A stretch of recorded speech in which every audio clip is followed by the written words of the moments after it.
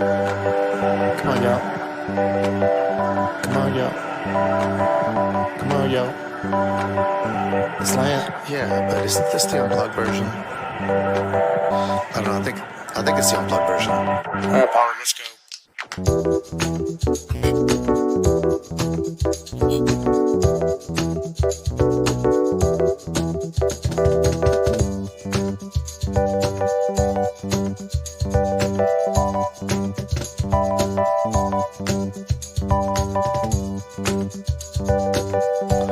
All right, listen, y'all. Just go ahead and let the guest play. Come on, jeez. That's better. Where'd I go?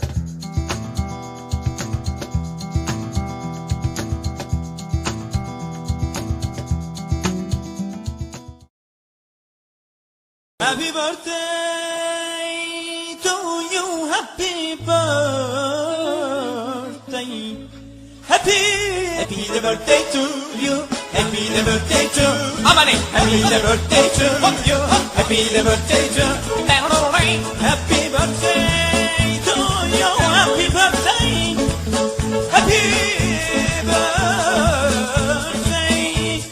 happy birthday, hepimiz yani burada bugün arkadaşın doğum günü kutlamakta toplamış bulunmaktayız.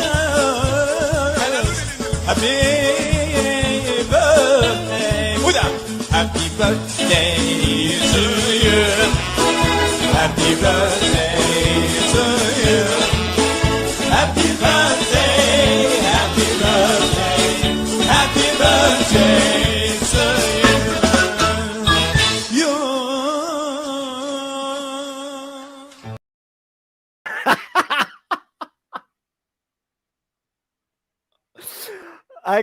I can play that video over and over again. In fact, we will play that video over and over again. You'll never get, well, it's pretty obvious what my favorite part is.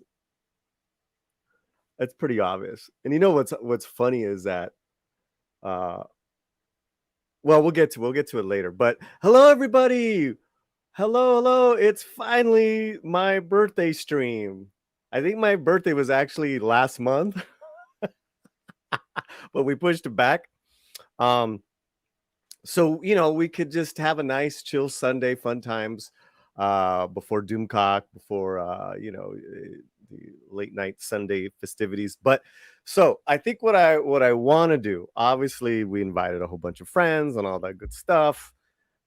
Mike's in the back. He's going to come on in a second, but let me say hello to all the people that got here like early on. I think that's like the right thing to do. And we'll take it from there. That 70s rock fan is a huge member of the channel. He's working. He can't be here. Hopefully he'll sneak away. Much love, brother. Mr. Tickle Chunk for 52. Oh yeah, I'm 52. I mean, come on. Come on now.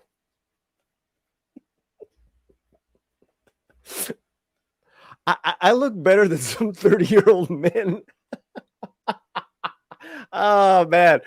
Oh God, I'm so, you know what? I'm just relieved. I'm just happy we're here together. We're gonna celebrate. We're gonna be silly. I always want to be silly. 52 Canadian dollars. Gonna miss the stream, but happy birthday. Thank you. Miguel Farah. Leah Rose. Hello, Leah. Hello, Leah. And I see Sanders is all over the stream. Davina. Hola, Davina. Efren, Wepa, love you too. Monica S, who's a member of the channel, she's like never on live with, you know, at the same time we are. That is so sweet. I'm glad to see you there. Jean-Claude Person. Jean-Claude. Wait, Jean-Claude Person. Happy birthday. Happy birthday. Happy birthday. Olaf. Copper Indio. Feliz cumpleaños a ti, Paulie. Mine is tomorrow. Well, igual. Mine was actually Thursday, a few days ago. Kitty Bear's here. Olaf. What are we going to do? We're going to have fun. We're going to be silly. It's time to be silly. Willie. Cooper's a new member. Wow. Thank you, Cooper. Thank you. Happy birthday. Oh. Darth Plato. He's a huge member of the channel. He's huge in my heart. Andrew. Hello, Andrew.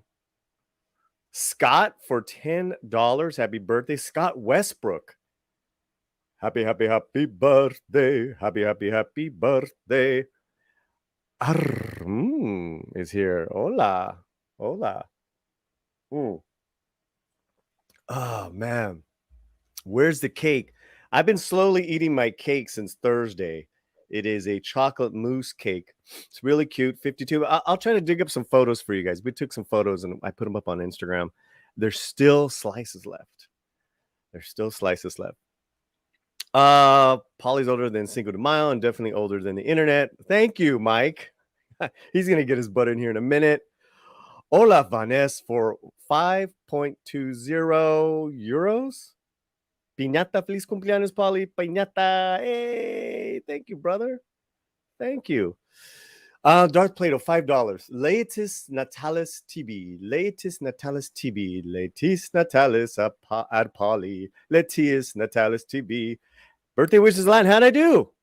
How did I do? All right, let's play and I guess we're gonna play the extended clip just for all those awesome birthday wishes, super chats. Let's play everyone's favorite. Let me find it. And we'll be back. Nice.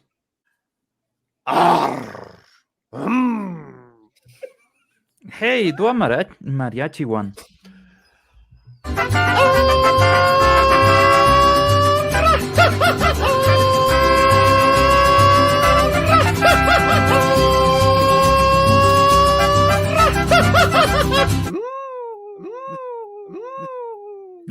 Oh my God. And joining me is Mike, who I miss very much. I actually was with him on my birthday last year, but this is the next best thing. What's up, Mike? What's up? I'm Happy birthday. Thanks, buddy. You do look a lot better than most of the 30 to freaking 40-year-olds that I know. Well, I feel good. I just did some jiu-jitsu training. Whenever you do like a good workout, you feel good. That's right. Feel good, man. That's right. I have video of you punching and kicking the bag last week, and you looked great. Really? Yeah. So I think we will play it during the stream. All right. I didn't even know. Look, ladies and gentlemen, it's not disturbing. It's more brotherly. Do not be alarmed that Paulie has a secret video of me filming in my house doing things. Do not be alarmed. It is authorized behavior. It is authorized behavior. It's while we're training.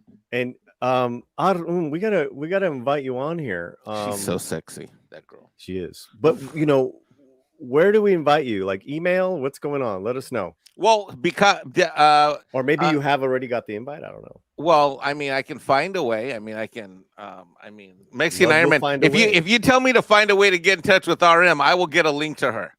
Find a way. Get in touch with RM.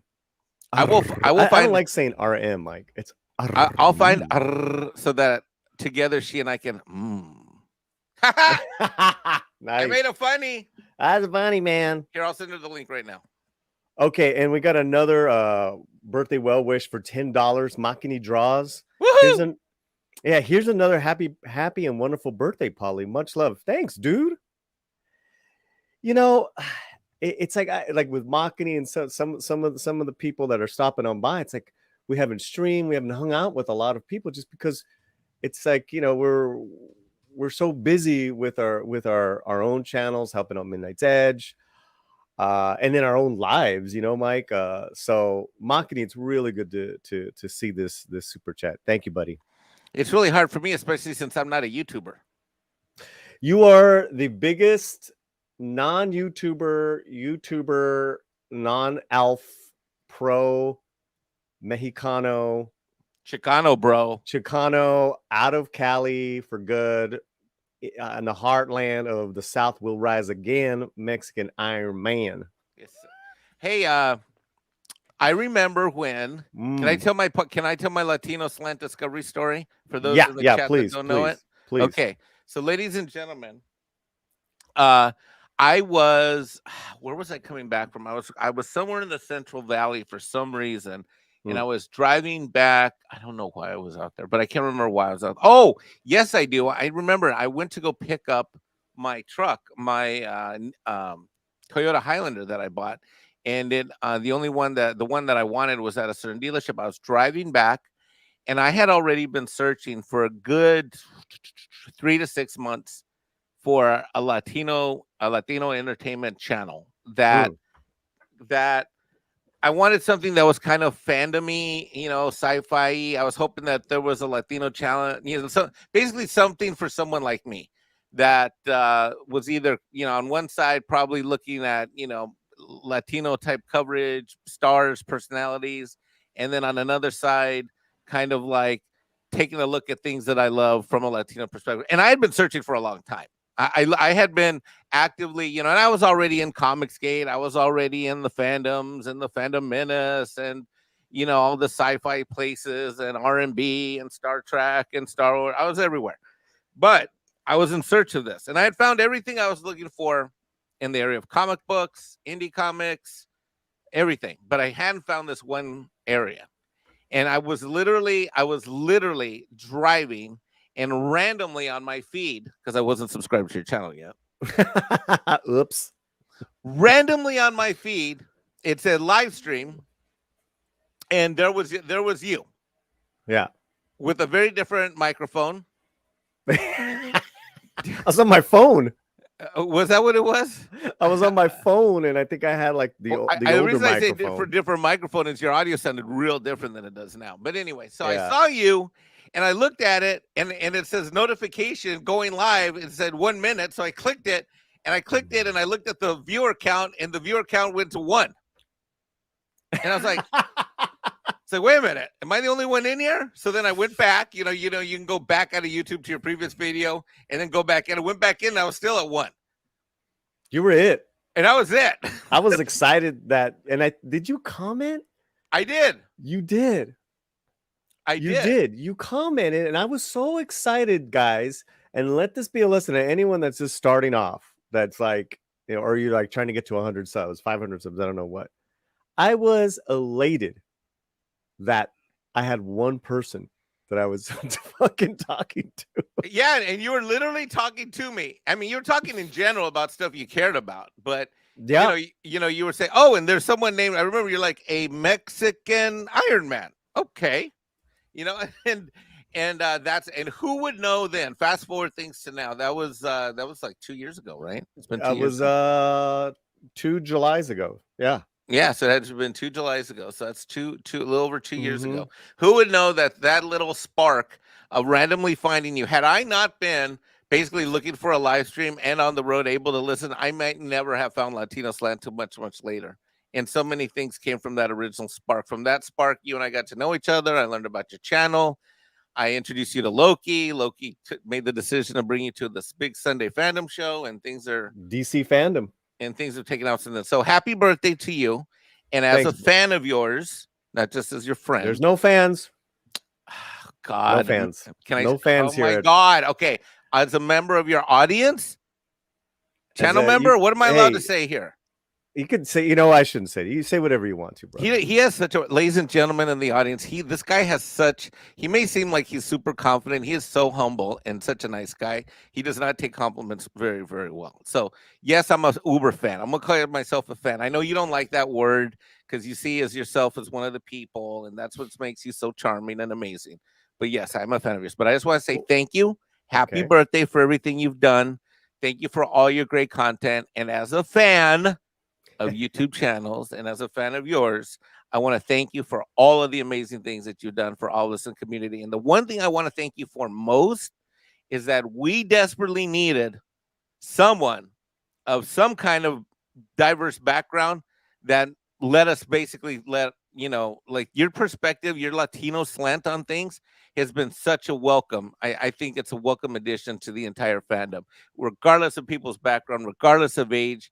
You seem to be able to bring everybody together, and you're able to introduce us to new things, appreciate the old, and give us insights into Hollywood with your access and your personal relationship. So thank you for everything. And my life is better because you're in it. So thank you. Well, it goes both ways, and that's says something about our friendship. And you know, we've spent time in person, a lot of time in person, and that your relationship, my relationship with you, my friendship with you, it means the world to me. And you know, relationships are, you know, with our families are challenging enough, and then when we can have one or two like good friends in real life, you know, that's a lot. It's a lot, you know. um it's been highly reflective for me this year for some reason, which is fine, you know. I'm so grateful for this life that I've forged now in the last 7 years of being sober, which is no accident that all the good things in my life are just like it's day and night, Mike. It's day and night. And I don't want to I know I'm gonna get emotional. I've been emotional all week. Romy's been emotional. But we have our first guest. I think we should bring on our first guest. What do you think, Mike? I say yes, because when she shows up, I'm going to get real emotional. And ladies and gentlemen, you know her, you love her. Oh my God, you look so pretty today. Oh, thank you. Hello, Paulie, and hello, Mexican Iron Man. Happy birthday, Paulie. Yeah, thank you. Thank you. You look stunning. Thank you. How's your day so far? You had a stream? Yes, I had my Sunday brunch show at 10:30, and I also did a few recordings. So when I knew that you had this birthday chat coming up today, so I'm just so excited that you invited me on. I can't say enough about what a gentleman you are, Paulie, and how kind you are. You know, it's always wonderful to stream with you. Your topics are always relevant. But you've been so kind to me in particular, and my mother. I have Mom's to sweet. say that so sweet. my mother still asks about you. I'll give her my best. I will. Truly a gentleman, and honestly, I think that a lot of what the work that you're doing is stuff that needs to be acknowledged. For years and years and years, the Latin influence on Hollywood has always been there, and it's been changed around and kind of, kept on the hush hush in a way, except for those of us who appreciate it and who knew a little bit about it. But I've been learning so much from the channel and just been so enriched by it. I'm so grateful that you did this. It was something that was needed so desperately, and I've just benefited from it so much. It's absolutely wonderful, Paulie. Congratulations to you, and of course, happy birthday to you. Thank you, man. This is, if we're gonna do 2 hours of this, I mean, that's really kind. But guy, I want to play that funny video again so we could laugh. Did you see that video, at all? I saw the beginning of it, and thank you for playing the video. I love that, Paulie. You are so creative in doing that. That really it makes me feel, it warms my heart when I see that. I really do enjoy that so much. And, a lot of this is about enjoyment and enjoying entertainment and the joy that it brings us. Certainly that's something that we all can celebrate too, and seeing a lot of that wonderful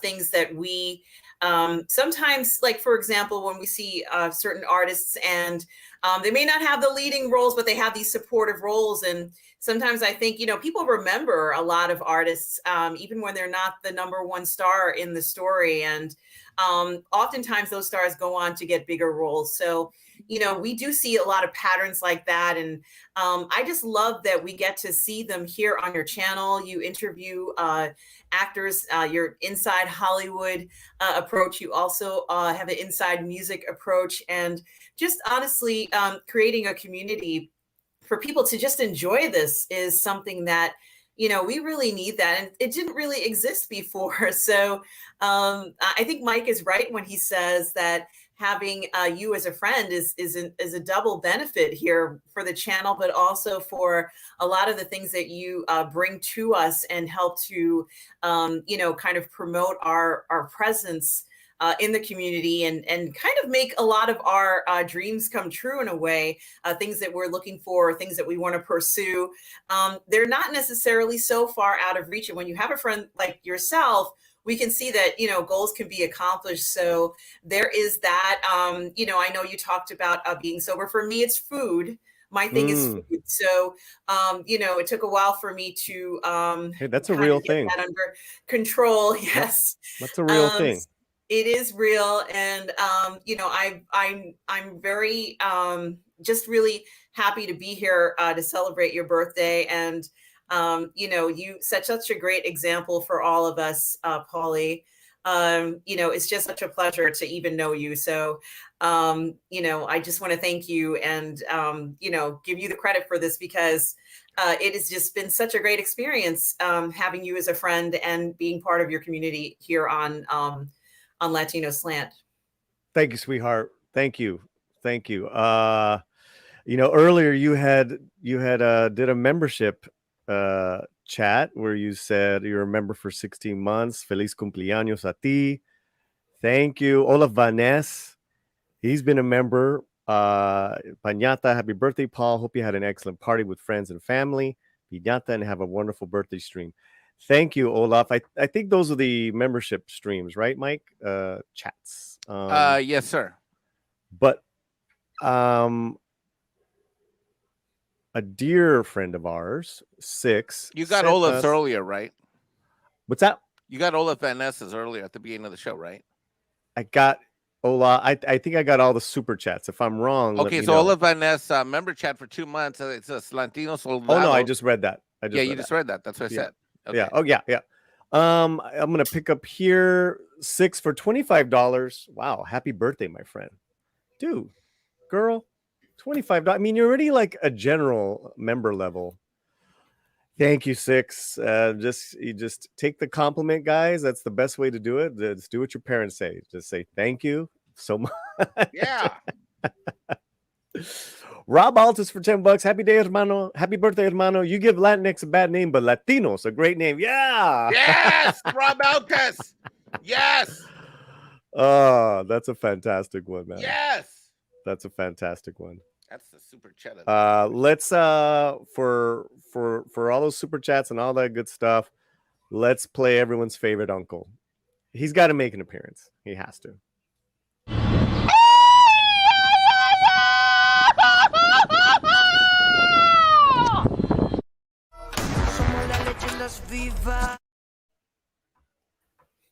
So, you guys want to see a little video of Mike kicking the shit out of something? Isn't it too early for that? What's that? It's your birthday. I can't tell you what to do anyways. Yeah, go ahead. Let's play it. I haven't even seen it. Yeah. So what's going on is that, Mike's been really investing in his health, and this is a testament. So we'll do our virtual workouts. And okay, here it is. Let me bring it up. And this was him last week. I mean, well, let's just play it. Uh-oh. And then we could talk about it afterwards. Is this the one where I fell on the banana peel? I threw it at you. There he is, everyone. That's your home setup in your garage. Wow. That's great. Okay, you ready? Here we go. Yeah, let's play.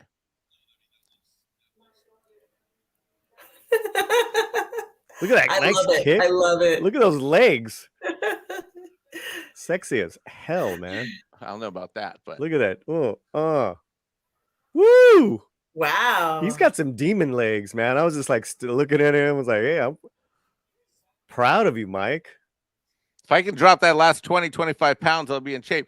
A year and a half ago, so I dropped 38 pounds. For right now, the way I am right there, I need to drop about 20, 30 more pounds. But I dropped 38 in the last year. Okay, so look. All right, so Mike, tell them. Could you have done this a year ago? Oh fuck no, Jesus Christ, God no. A year ago, you took me out back, and I couldn't touch my toes, literally. Oh my So what I gosh. do is I was a year ago. I was 38 pounds heavier than this. I've still got about yeah. 25 pounds to go, but I'll lose it. I'm gonna at the rate that I'm losing weight now. I mean, I should have it gone by January at the latest. But a year ago, Paulie, when you visited me, I was taking 2 insulin shots a day. I was Wow. almost 40 pounds heavier than this. I basically was lethargic, and I was taking 2 insulin shots a day. I was on the blood pressure meds, right? When Wow. you were out here, Yep. and How my about blood. when we first met, man? You had a listen. It doesn't happen overnight. As far as we don't get unhealthy overnight, it happens over many years, and so that's just the same journey now Mike has been on for now just over a year with me, and look at him. Plus you're bicycling now. You have a you can be healthy and active with your son.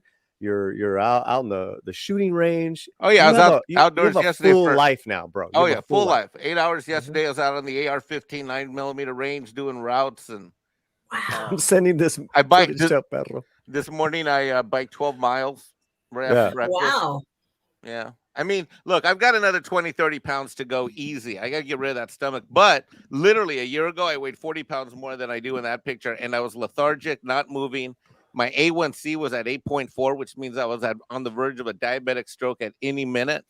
My Wow. blood pressure was 158 over 120, 115, 120 every day. And that's with meds. Now I'm off blood pressure completely. My blood pressure is low. I'm completely off the meds, completely off insulin. And my last time I ran my A1C, I was down to 4.3. So by January, February, March, for sure, I should be I should be much slimmer than I am now. But yeah, I dropped almost 40 pounds in about 15 months, and I got another 20, 30 to go, and then I'll feel really good. Wow, that's well done, Mike. It's so good to hear that you're doing that, and both of you are doing it together. I mean, it's having that support is so important. Well, yeah. Sometimes Paulie, I wouldn't call it support. I call it harassment, because he's like, "What time are we working out?" And since Paulie's smart, he'll get up at 5, 6 California time and text me before he knows my day's getting going. Yeah. And that's a lot of it too. Is in the beginning, a lot of it has to do with control and commitment. You have to be able to not just make the commitment, but you have to give up control. Paulie will tell you, I had a hard time the first 2 to 4 months giving up control to him. I would be further along if I didn't kind of fight him so much in the first 2 to 4 months. Yeah, it's all good. It's all good. I mean, I literally had, because I taught today where I had people over, and one was a couple. I literally, while I was teaching, one of the members, I'm not gonna say whether it was a female or a male, was telling the other one about work stuff they have to do, and I am teaching. And I literally had to say, zip it. We are training. I'm in mid training. I'm like, I'm actually like rolling with my students, and I almost said who this person was. And you just got to turn it off when you work out, when you're trained, especially when you're with a teacher. And our next guest, he's a martial artist as well. He knows you've got to leave all your stuff outside of the dojo.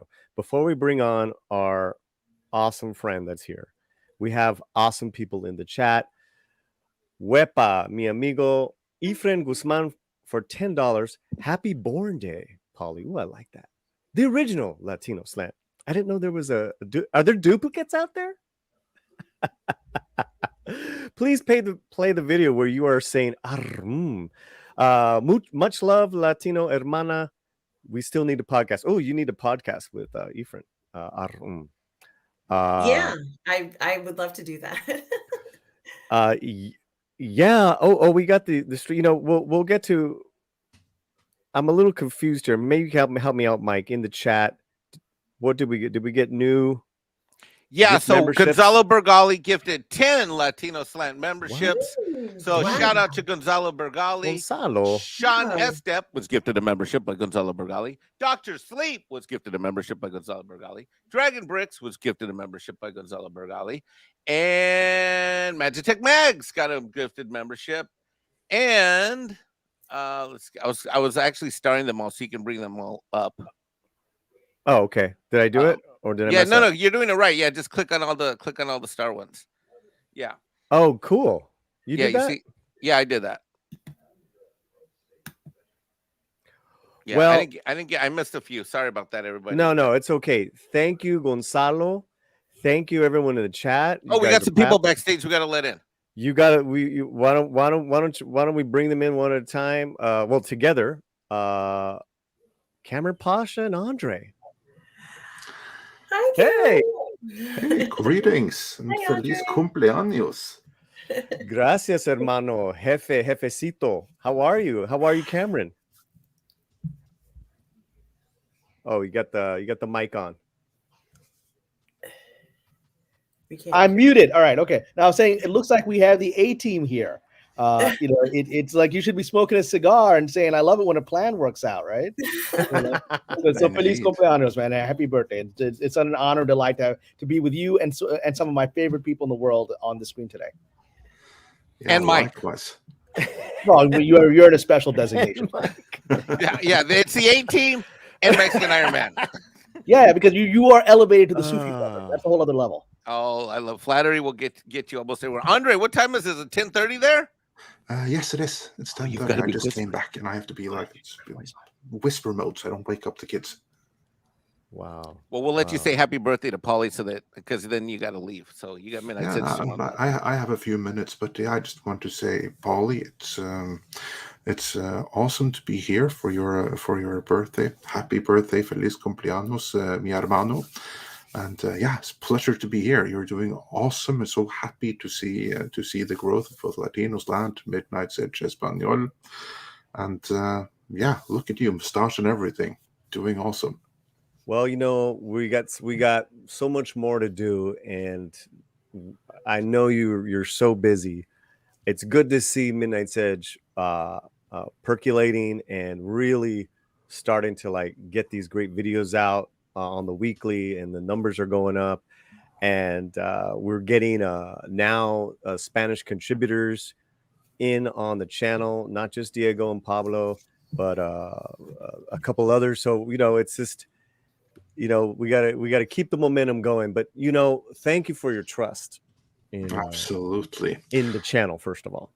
absolutely, it's Yeah, my brother. pleasure, and thanks for continuously proving that you are worth that trust and then some. Wow, man! Wow, that's pretty. I think we can end the stream right now.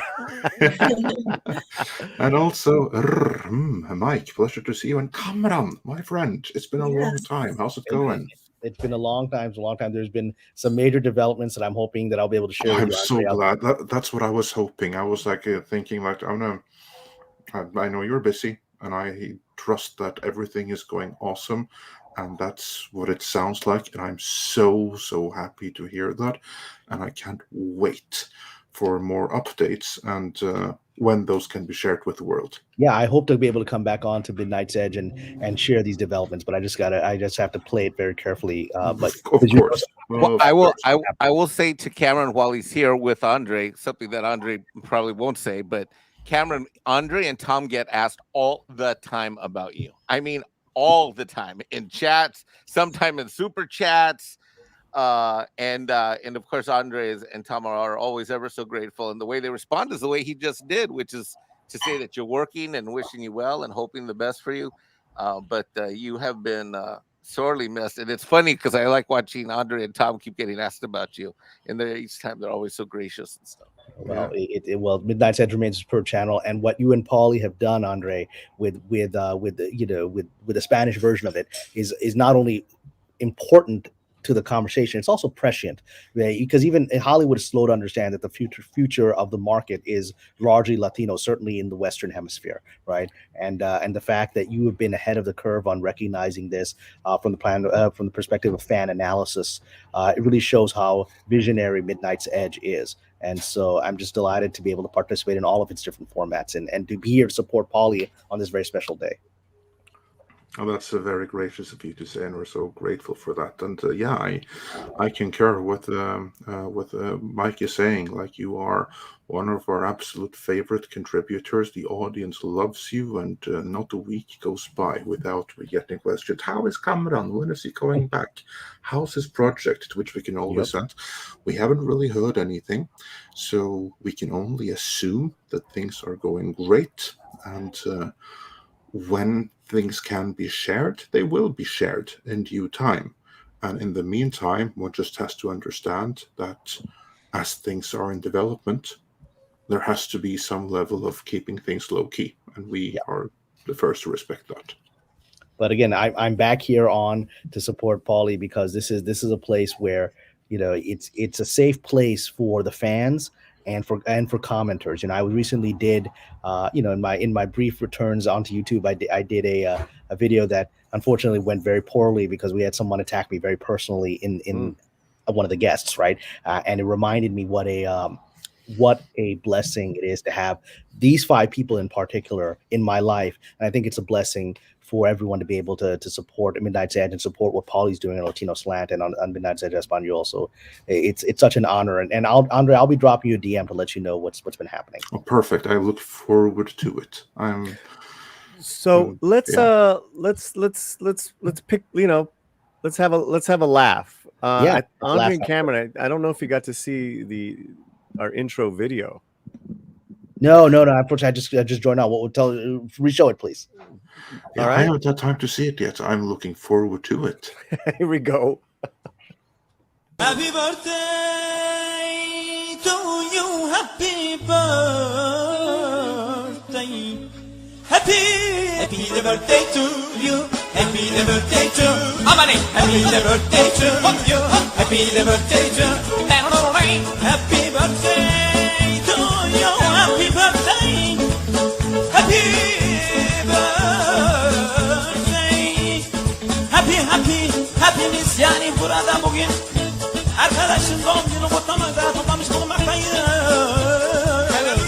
Happy birthday. Bu da happy birthday to you.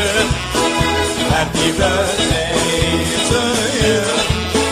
Happy birthday, happy birthday, happy birthday to you.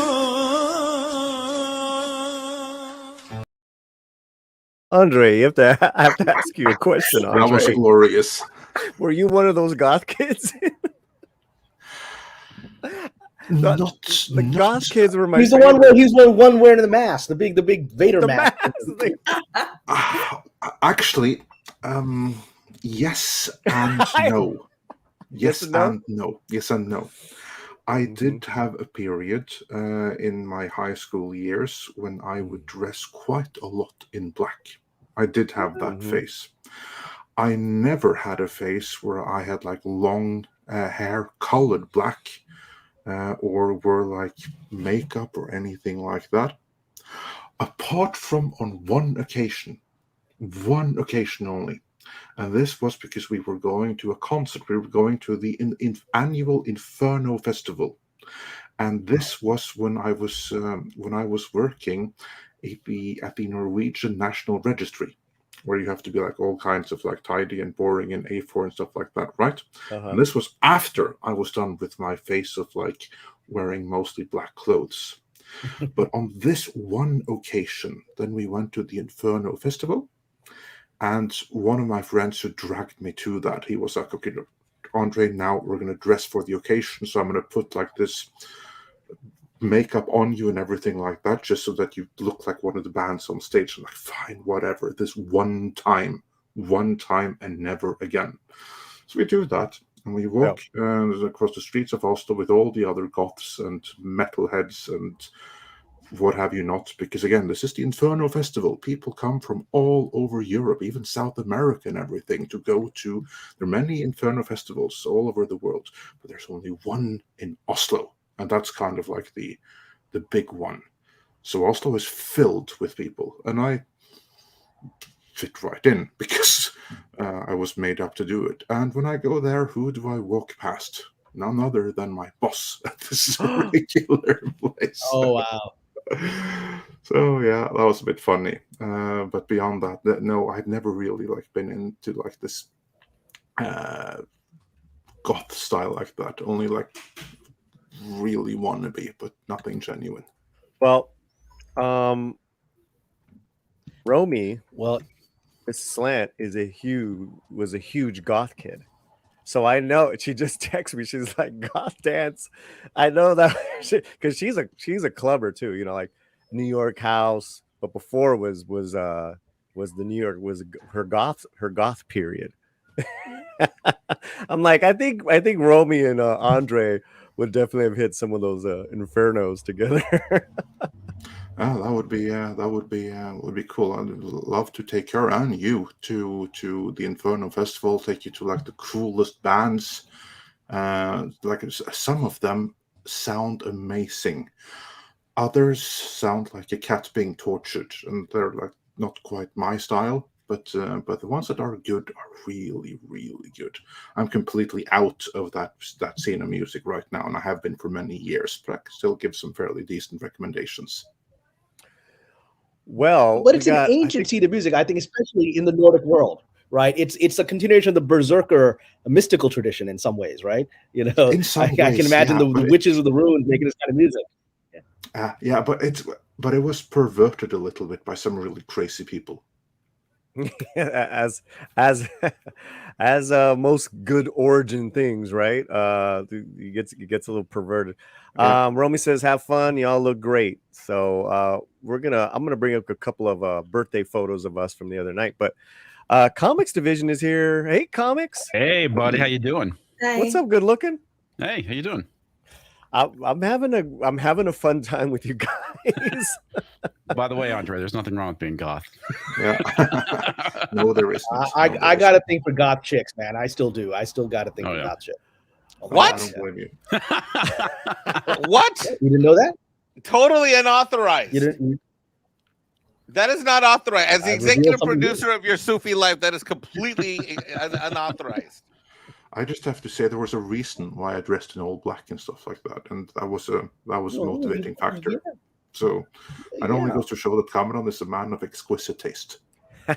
Hey, Well, You that gotta, he you gotta is. make your marketplace happy. Romy was a goth girl. So But there you go. and I want to share, as you guys know, we won't say what show she just worked on here on air, but Why not? well, she asked me not to. Oh, oops. Yeah. So but we can, It's a big deal, but it's a huge deal, but we can celebrate that she got the role, and there's my other half that makes the world go round, makes my world go round. Romy Diaz on set there in her little trailer at the Paramount. Waiting for her close-up. Back to work, actors, CBS. Very Network. cool. Very cool. Yeah. You know, it is, and congratulations, sweetheart. It is that's a tough business, guys, to be a part of. Oh yeah. Tough business. But there's no rhyme or reason to it, as Romy knows. It's not about hard work. It's not about your talent. It's a lot about connections and fortune. But ultimately, it's something that you sent me a personal text on, Paulie, which was very poignant. Which is, it is about persistence. That's the one way you can even force the will of fortune into your favor. It is just getting up and doing it again. Well, I remember the old joke being, "It's not about who you know, but who you blow." Well, that's always easier path. That's always easier. That's a different path. That's a fucking quick comics. It will forever dominate your destiny once you go down that path. Yeah, Right. Right, and you're not going to have the career that you want by living on your knees, so to speak, whether you're a man or a woman, or agreed.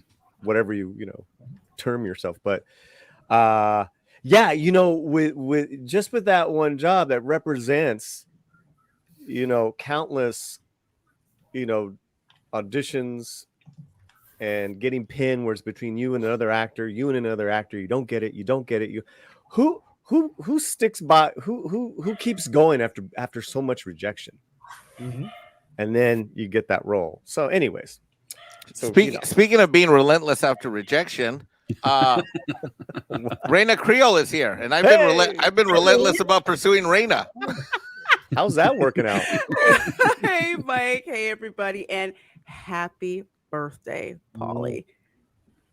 Thank you, sweetheart. Thank you so much. Thank you for being a part of the slant for the last couple of years. It's been a pleasure. Worries. Thank you. I'm privileged and honored to be a part of it.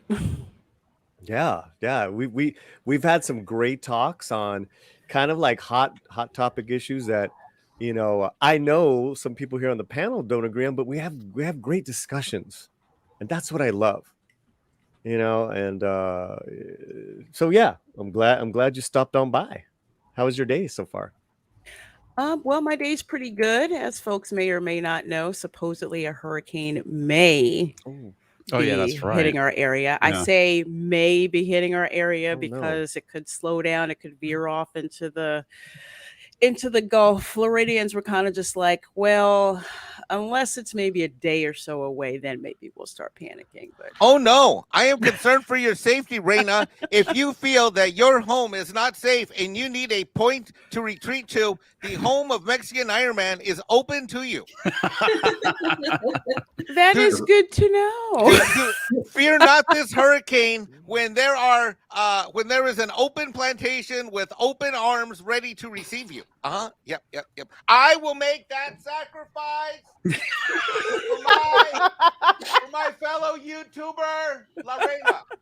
Well, I'm very you never glad know to that hear hurricane that, could take a left and go right into Louisiana. That happens on And occasion. Lorena, just to add some sugar to the offer, this is Mike. Stop showing my workout video. What are you doing?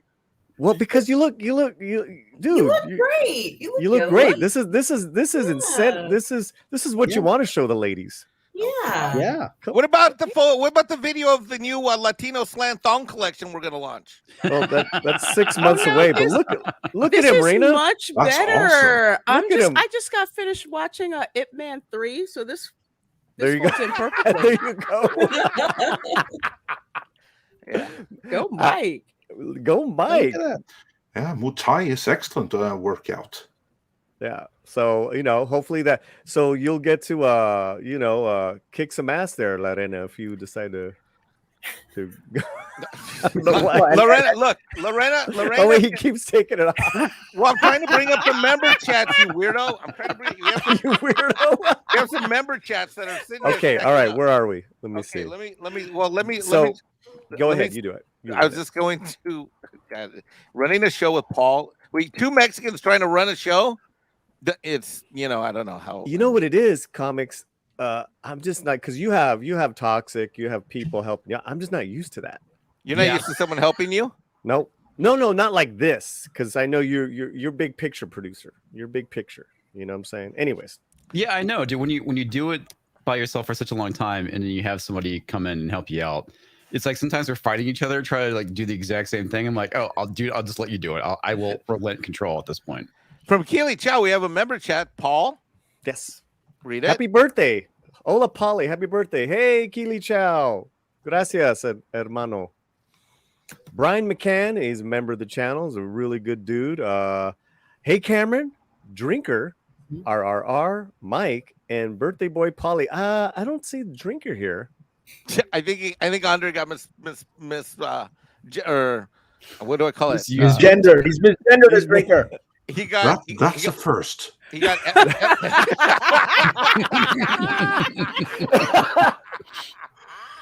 I get that we both have accents, but I think that those accents are quite different. Yeah, just you got ethnic swapped, Andre.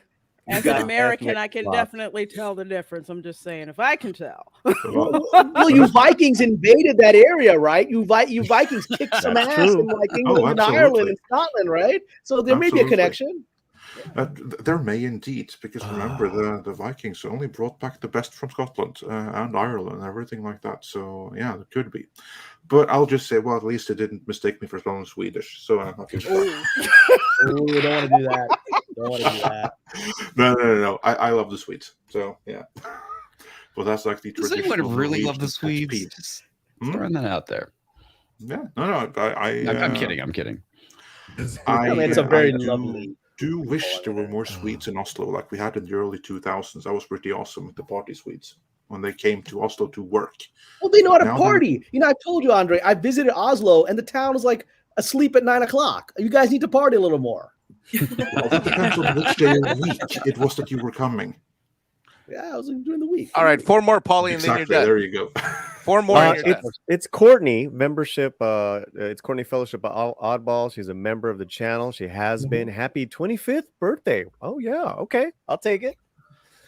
Stephanie Janishek, Smuggler's Cantina. She's a soldada, soldadera. Really, she's a badass soldier. Happy birthday, dear Paulie. Happy birthday, sweetheart. It's Courtney for $9.99. Fantastic lady. I know you're going through some health challenges. My heart is with you. No, that's never good. In fact, it's the little puppy Bushiba thingy that's squeezing the heart for you, Paul. Well, I get emotional because this is stuff we're saying, because I know that all the members and the people giving like money here, I know it's a lot because I know some of you guys share your lives with me. So I cannot tell you how full of gratitude I am right now with just with Courtney and how you've been supporting this channel. And I love you, lady. All right, let's keep going. Yeah. Jesus Davila for $20. Wow. I that is a lot of money, but here in California now I can get a gallon of gas. Oh man. God, I did. You can almost afford 2 gallons. $20 the other day, I got 3 gallons of gas. Are you serious? Wow. Yes. That's almost Norwegian prices. Really? Jeez. Yeah. La Reina Crio for $2. Happy birthday, Paulie. Yeah. I mean, I kind of want to wish we could see La Reina. I'm being a little birthday selfish. Why are you hiding behind your? She's packing out to get to Hilton Head. Leave her alone. The hurricane is coming. But Lorena's she's gonna debut her goth look, which I'm looking forward to. That's coming. Okay, fair enough, Lorena. I know you're rocking your gorgeous blonde hair lately, so us men would love to see it, right, Cameron? Oh yes. She will. There's a reason she's La Reina, the queen. There's a reason. Right? Andale. I'll let you know how it looks. Next one. Deleted scenes for $20. She's leaving her camera off because of Mike. Happy birthday. Happy birthday. Deleted scenes for $20. He's a general of the channel. Highest level. Hola and happy birthday, Paulie. Sorry I can't join you live. Thank you for the friendship and encouragement. Let's make the next year a great one. I will do that, my brother. He has been fantastic on this channel. And I know everyone here loves Stephen Otten. Brian McCann for $2. He's a channel member as well. You know what? Happy birthday. Thank you. Brian's funny because when he started coming into the chat rooms, he was, making a ruckus about Namor. And that's how our friendship started. And now he's a member of the channel. And, I'm just so happy that you're here, bro. And, you gotta give a lot of props and respect to those comic book purist fans that were always the fans to begin with, like Comics Division, you know what I'm saying? Right. Andre. Mm-hmm. I get it. Anyways, thank you. Almost done. 2 more. No, we played that one. Oh, sorry. That one. D-Bud Martin for $10. Feliz cumpleaños, mi hermano. Wish I was still as young as you are. Also, congrats to Romy. Yes. Now we just need to get. Well, wait, what was that? Did you take it off on purpose? No, I just was going too fast. Sorry about that. Did I lose it? Shoot, He's still reading, man. Sorry, go again. Get Sorry. away. Sorry. That was a mistake. Now you just need to get Tom on the same workout plan as Mikey. Me, Andre, and Mike have been trying with Tom, and that is a good goal to get. Absolutely, because we want everyone to be healthy and happy. It's Courtney, $9.99. Much love. Thank you. And you're clear. And we're clear. All right, good. Okay. So who has to leave anytime soon that needs to say bye-bye? Now's a good time. I have to get going, but I did just want to wish you again, Paulie, a very happy birthday. You've been so wonderful and supportive, and it's just so nice to be here to even wish you a happy birthday. Just keep doing what you're doing. You're such an inspiration, and thank you for your kindness once again to my mother and I. I do appreciate that, and I won't ever forget that. Well, it's my pleasure. Thank you. Thanks for popping in. It's my pleasure, and everybody take care. Hey, See you. Care. See you. Take care. Bye. Let's should we play a thank you video really quick for all those latest super chats and stuff? Yeah. Go for it, man. All right. Here, this is for you guys.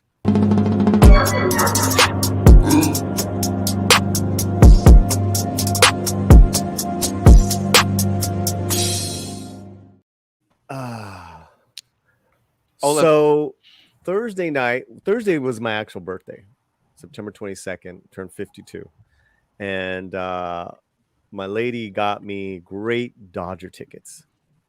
And my first invite was Chris Gore, because he's a huge Dodger fan. I don't know, Cameron, if you're a baseball fan, so no, I'm not much of a sports fan, so right, yeah. So it was like, and he couldn't make it. And I took my cousin Andy, and we had a fantastic time. They had the one of the pitchers on the Dodgers, his bobblehead, and I do have a bobblehead collection of baseball of Dodger players. So that is my thing. I had a great time. Who did the Dodgers play? It was the last game that they played with the Arizona Diamondbacks, and we won it in the bottom of the ninth. It was classic. They loaded the bases. Mookie Betts came up and knocked our boys in. We won the game. It's because I was there. Okay. Okay. And then we went bowling the night before over there in West LA, Cameron. Was it Mar Vista Bowls? Okay. Anyone here likes to bowl? No. It's been a while. I like bowling. I think it's kind I of do fun. not. I suck at it. Me too. I've only bowled like once. Yeah. No, I bowled once, and the very first time I did it, I caught a strike. It's one of those lucky magical moments, and I've never been able to do it again. So nice. We love bowling. We obviously we were doing a lot more before COVID, but we've been to all kinds of bowling alleys, and that one's really cool. That one's pretty swanky. They had redone it. It'd been around for a while, and we lost comics. Okay. Something happened. But maybe he's not a Dodgers fan. Well, I didn't take him out. I got a question that applies to all of you, as it's kind of a birthday question. What positive changes, if any, have we seen in the last year, and what is the next year going to hold for us in entertainment, Mr. Latino Slanton? Yes, I ask for the fans because you are all the esteemed commentators. Ask that again, and let's go around the horn. Let's see who wants to take that first. As far as the future of entertainment goes, Andre, go ahead. Yeah. As far as the future entertainment goes, I see that the pendulum is starting to swing a little bit the other way, in ways that Hollywood can't deny anymore. The entertainment media complex can't deny it. And of course, there's good and bad sides to the pendulum swinging. It can always swing too far. but it already had swung way too far in one direction. And now we see the blowback is coming a little bit. And we also see that the emperor has no clothes. Like the same protections that used to work, they don't work anymore. And I know that there's reports and there's conversations going on at the highest levels of several major studios where they are internally discussing that what we've been doing the last few years here, it really isn't working. It's backfiring. It's killing all our brands and properties. So that, I think, is necessary in order just to maybe reduce the level of gaslighting and bring some sanity back to entertainment again. Make it something unifying that we all love and care about, instead of something divisive. So that I see as something positive, or potentially positive. Then we'll see how it plays out. Lorena. I would have to agree with Andre. The pendulum has swung so far that now it's on its way back. You can see with different entertainment offerings, like for example, Top Gun Maverick. Who would have guessed that a sequel to a movie that was made 30 odd years ago, and not just any movie, a movie made extremely well, without the only agenda in that movie was just entertaining you with a great plot, a great story, and really what I saw with no throwaway characters at all. Everyone was, endemic to the story. So of course, it's not going as fast as I would like it to as a consumer, but there are some improvements being made. Of course, you still have some failures. I won't get into She-Hulk as one of them. We'll kind of be here all day, but you do see some changes out there that are coming. So I believe that there is going to be more improvement in entertainment going forward. I'm actually excited to see some of these changes going on. And one of the things that I do believe is going to be a catalyst for improving what's going on in Hollywood, honestly, the likes of RRR. That The and likes, Top Gun Maverick. yes, that and Top Gun Maverick. RRR, like people I know who don't even, they're like Bollywood movies. I don't even like Bollywood movies. I'm like, no. This is not what you stereotypically think as a Bollywood movie, and it's not. It's it's a Hollywood movie. Most people I know who have seen that can't stop talking about it. 2/3 of the Dark Council, we're working on the other two, have seen RRR and cannot stop talking about it. And for them, the central message of unapologetic masculinity, traditional masculinity, brotherhood, men not being afraid to be men not being afraid to be productive, and men not afraid to fight what's right. That is such a universal concept that so many people are getting hooked on it. So that's what I see for right now. Yeah, those are some great observations. I would love to hear what Cameron's musings are on that from within the industry. Well, I want to support everything what everyone has said so far. There's definitely a pendulum swing, and so I'll give you an example from the Hollywood industry of a cultural shift among screenwriters that I'm witnessing. And I'll very quickly share this incident. So a few weeks ago, I was on a big screenwriters board, but there's a lot of very famous screenwriters, Oscar-winning people. We're all just chatting on a board, talking about Hollywood, whatever. And so I think there's been a conversation about how the older generation and the younger generation are often disconnected. We're all telling stories about how we're often not connected with the younger generation of writers. And so I shared this story, which got a big laugh on the board, about how I was invited just before the pandemic. I was invited to come to a group of new young Muslim writers in Hollywood. I was like, oh, okay, I didn't know there were any. Well, besides, great. So I came, and it was delightful. It was all these young kids right out of college. Some of them were getting internships or staff writer jobs that are breaking in, and so like 20 people there. I was very happy to see that. And so the organizer of it starts off, Assalamu alaikum, my brothers and sisters, peace be upon all of you. Please introduce yourselves, share with us your story, and please share with us your pronoun. And I was like, what? I was like, what? This is like a Muslim writers group. I was like, what? And so afterwards, I had a private conversation with the organizer saying, look, yeah, I don't know about this pronoun thing, man. I don't think we Muslims should be on board with this thing. You know, people can do it if they want. Why are you requiring all of us to actually state it? It's like to start, you have to do it. He's like, and you know, he was sort of a young lefty guy, and he's like, no, it is an absolute ethical, moral thing that we must state our pronouns. We have to, right? So I was like, all right, well, this ain't for me, buddy. So this is going to be the daily activity on this group. I don't know that I want to be involved in this, right? And so I shared that story, and got a big laugh on the writers' board. Big laugh. Everyone's like, oh, look at this. And then a few days later, after this story was long gone, people talking about the things. One particular writer, he's a very famous writer. I won't mention his name, but he's an Oscar-nominated writer. Came back, said, "Hey, Cameron, I want to talk about that thing you posted 2 days ago. It's weighing on me." I was like, "Weighing on you? Okay, sure. What's up?" And he's posting this in front of like hundreds of people on this chat, right? And he's posting it, and he's saying, "You know, why wouldn't you say your pronoun?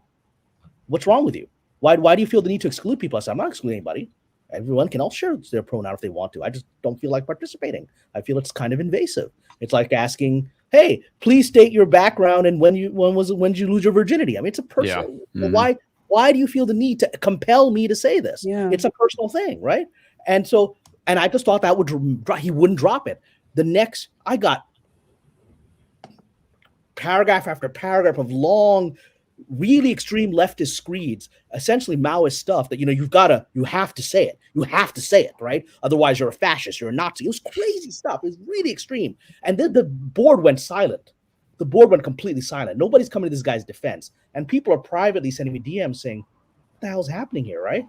And I finally just said, look, you know what? I'm just going to drop out of this conversation. You got to say what you got to say. Mm-hmm. But, you know, I'm a libertarian. I support and promote the right of people to say what they want, and I just ask that you leave me alone. That's what I am.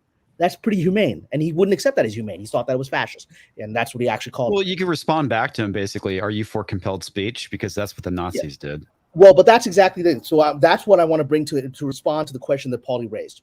So the DM, I got a DM from a friend of mine who's a very famous screenwriter. He's written several of the Marvel movies. He's a big guy, right?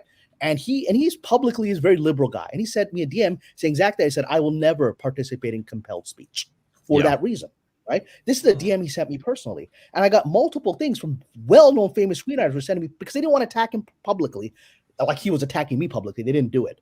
I don't know if they sent him DMs to knock it off, but they certainly sent me DMs of support. And what I discovered was that these very famous top-level screenwriters essentially said, and one of them even used the phrase, this is over. This kind of narrative is over. We don't want to promote this anymore. The industry doesn't want to promote this anymore. This kind of sort of extreme gender fluidity narrative and compelled speech kind of stuff. This is coming from people that are working at the top level within the studios who are feeding me the information that this poor guy doesn't understand that he's now in the minority in the system. That's good.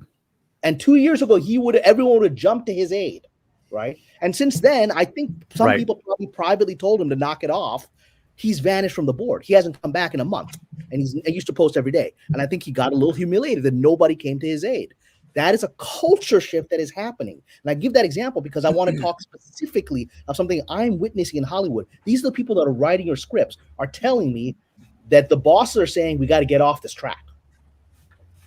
So yeah, and that's exactly what I've been hearing also from multiple sources at multiple different levels, that it's not completely over. You still have people that are so brainwashed that they are true believers, and they are still there at all levels in the organization.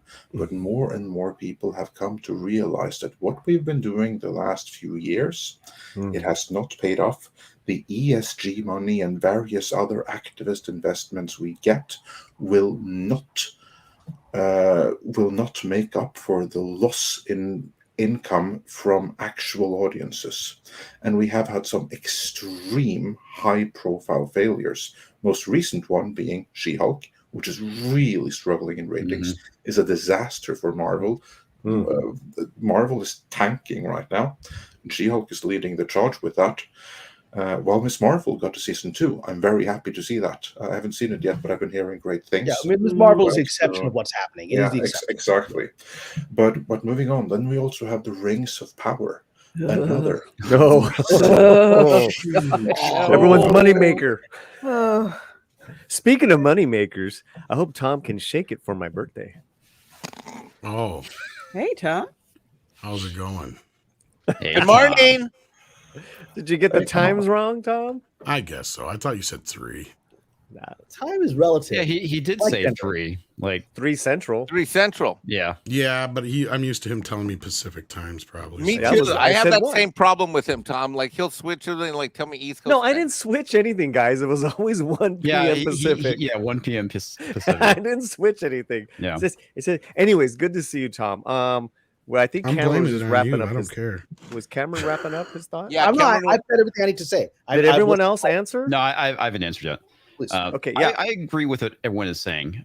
However, I am going to say that the price of freedom is eternal vigilance. I think what is happening right now is that they're taking their foot off the pedal because they've met resistance and a lot of resistance. And I've been saying this from the beginning.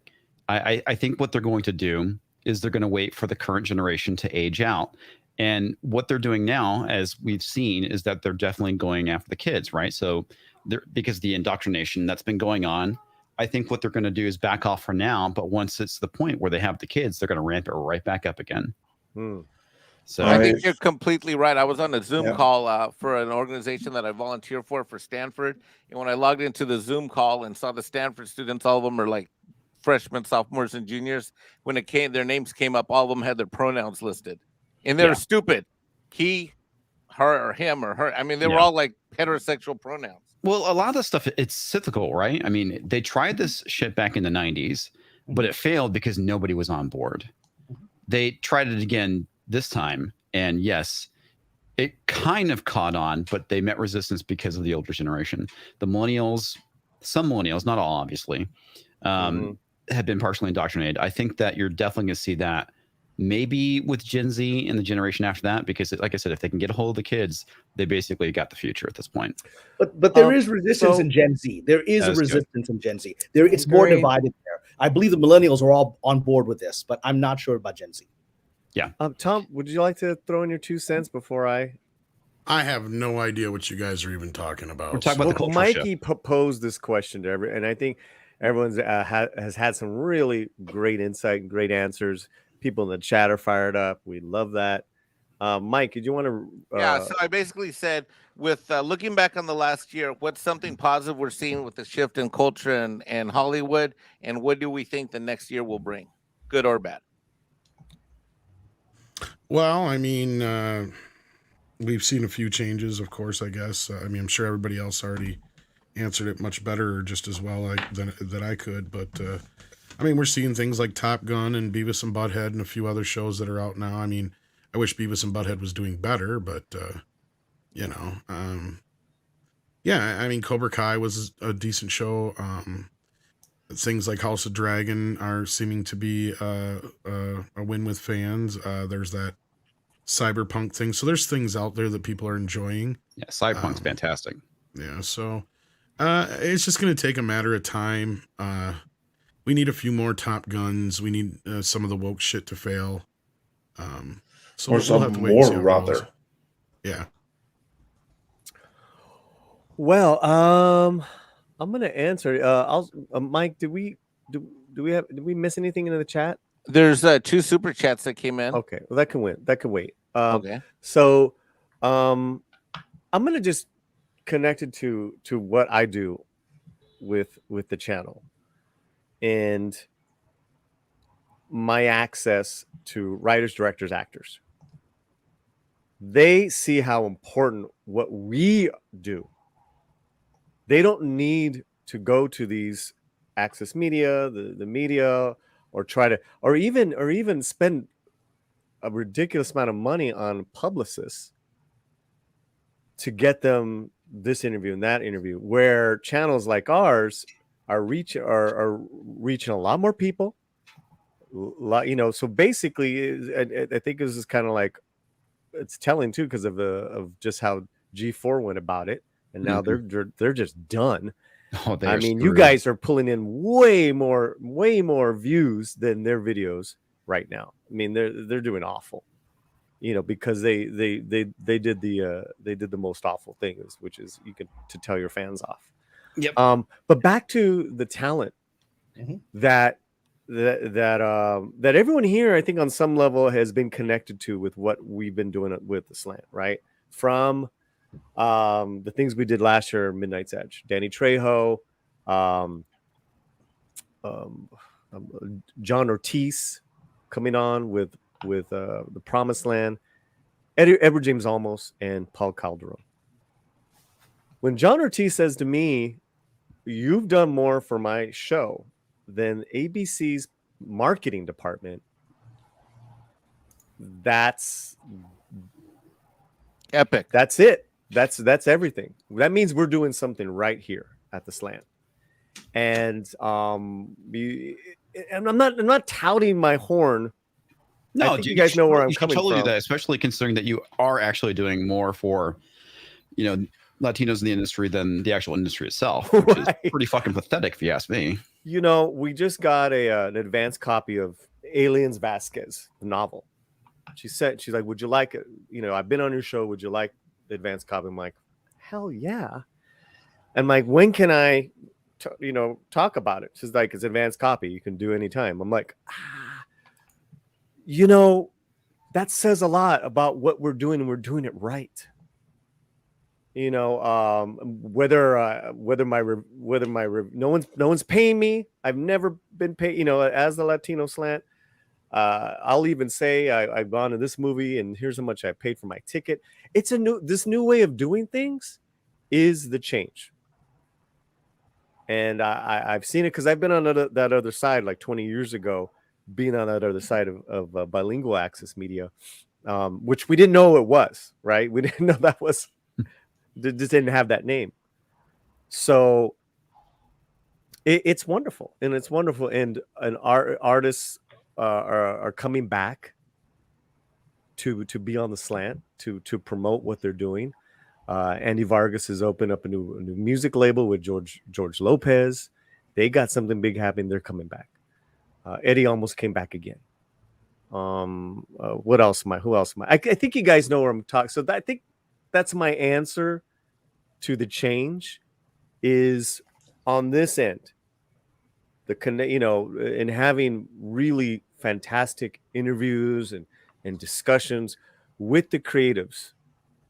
That I've never seen before. That has never happened before. And I've been around this puppy since the 90s. I just want to say that I'm pretty sure the 6 of you or 5 of you, not Cameron because he's not on YouTube, but the other 5 of you get more views than probably Rings of Power is right now. I don't know about that. Probably for me. true. That's probably true. I don't know. It's pretty small. If we had but Amazon can always claim whatever it wants about what people are allegedly watching. That's the thing. They just fraudulently who's gonna audit them, right? That show was freaking torture, by the way. I mean, just watching the last episode, it's like I wanted to put scissors through my eyes. I hate that show so much. It's awful. I can't. I watched 3 episodes and I was just done. I'm a Tolkien normie, and none of it draws me in the way that the Peter Jackson movies I agree. did. Yeah. You know, I was Tolkien normie too. Yeah, and the only thing that I really liked about Rings of Power, but not enough to make me watch it, are the dwarves and Disa. I love the dwarves. Yep. They're excellent. Everything They're else the is best just part. like, why? Give them their own show. Yeah. I mean, I think it's tremendously ironic that here they touted that, oh, this is for everyone. You're going to see yourself. This is so diverse, so inclusive. Everyone will see themselves. And with that attitude, no one sees themselves or cares for this show. It's a complete and total backfire. Well, the thing about Edge Runner is that it is a very diverse show, but they don't make an issue out of it. You know, that you just have people in this world, and you know the characters are really well developed, and you know you start making connections to them, and when they start getting offed, you feel that impact. Where like a lot of the characters I've seen from either Disney or Rings of Power, they get killed, and I'm like, okay, whatever.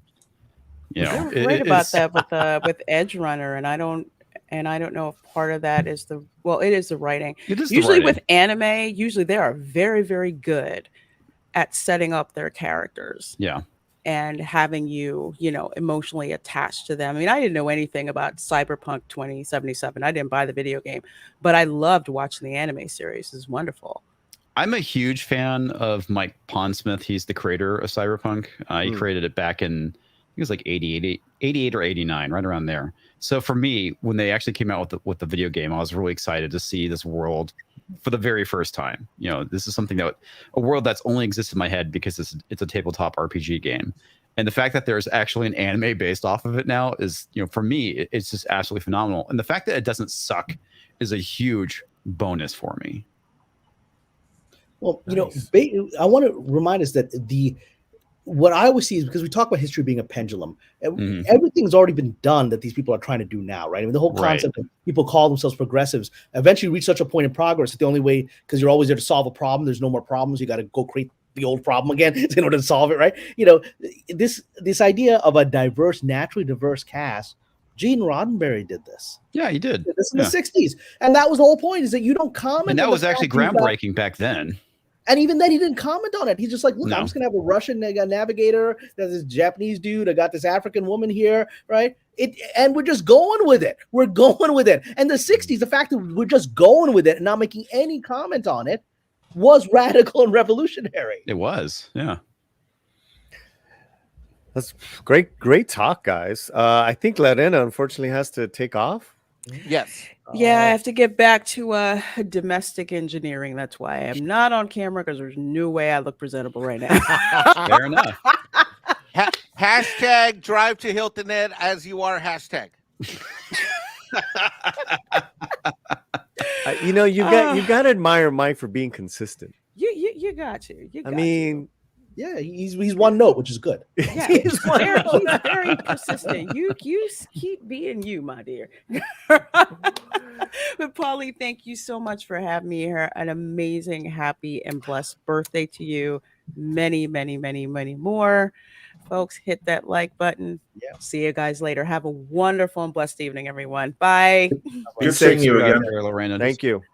Does anyone else need to roll right now? I will need to roll I in got a few more minutes. Yeah. But All right, I'm sorry. I'm sorry. I interrupted you, Mike. Go ahead. No, I was just saying we are expecting a couple of. Can we do these super chats real quick, Paulie? Sure. Yeah. While you pull it up, we're expecting Andy Vargas and Andrea Munoz to come on. So just FYI, Willie the Epic Monkey King for $2. Happy birthday! Can't think of anyone else cooler to say. Hey, thank you. 32 flavors of Nick Weiser, $5. He's a member of the channel. Happy birthmas. Boy, that boy was going through the Twitter sling. Twitter's a nasty place, and he got into it with some Namor people. I was just like with the popcorn watching. Thank you, brother. Are Lord people still Rich defending it now? Are they coming out in droves trying to defend Namor? The changes? Well, yeah. There's a big crowd that. Well, first of all, there's a huge De Noche Huerta, fan base. Mm-hmm. So you say anything at all to just, like they, oh, I don't like the way he looks, they're going to come after you. And that's what happened. It's silly. It's silly. Eldritch Lord Haster for $1.49 super sticker. Hey, thank you, man. Thank you. You've been here like since the beginning, really. Shelly Lee for $15. Wow. No comment. It's just the super chat. Well, Shelly, Shelly's got she's really up to date with all the Indian stuff that I've been covering. I'm wondering, Shelly, if you don't mind, are you from India? Are you living in India? What? Because you know more, it seems, that I do. And I love that you have been commenting and that you're part of the slant. Speaking of Indian cinema. Oh my God. Mighty Chris Gore. Yeah, he just texted me too. He can't make it. Ándale pues. Dale. I'm gonna start taking your rejections personally, Chris. Couldn't make it to the Dodger game. I just want to note that he can't buy himself a beer. It has to be non-alcoholic. Yeah, we're gonna have to give the beer to someone else. Bappy, it could be root beer, man. Root beer. Root beer. Yeah. Yeah. What we'll use it. Whoa, Culture Casino. for $25. Why aren't you here? I don't know who Mikey invited or didn't invite.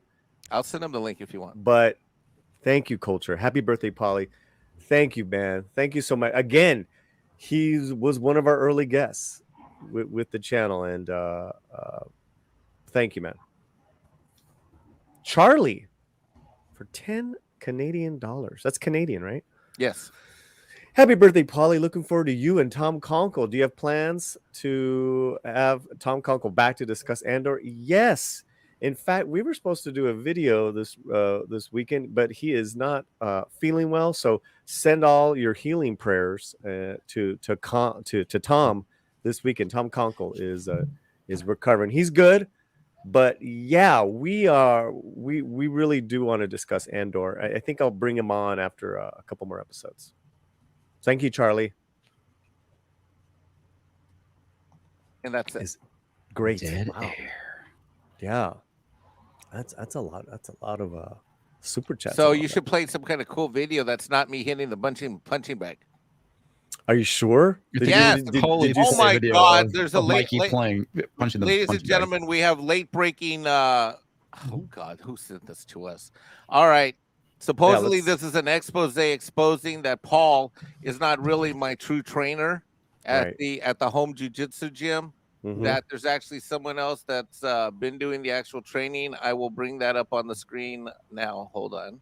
Mm-hmm. Well, let's hold off on that. Let's play a thank you video for all those super chats, and everyone's a big fan of. Let me see. Let's play some. We haven't played La Bamba in a while. Oh, La Bamba, yeah. Yeah, the La Bamba one's really nice. Where's it at? Of course, I can't find it. Hate when that happens. Yeah, there's just so many videos here. Well, then I'll show my picture. Well, hold on. Oh, hold on. Here we go.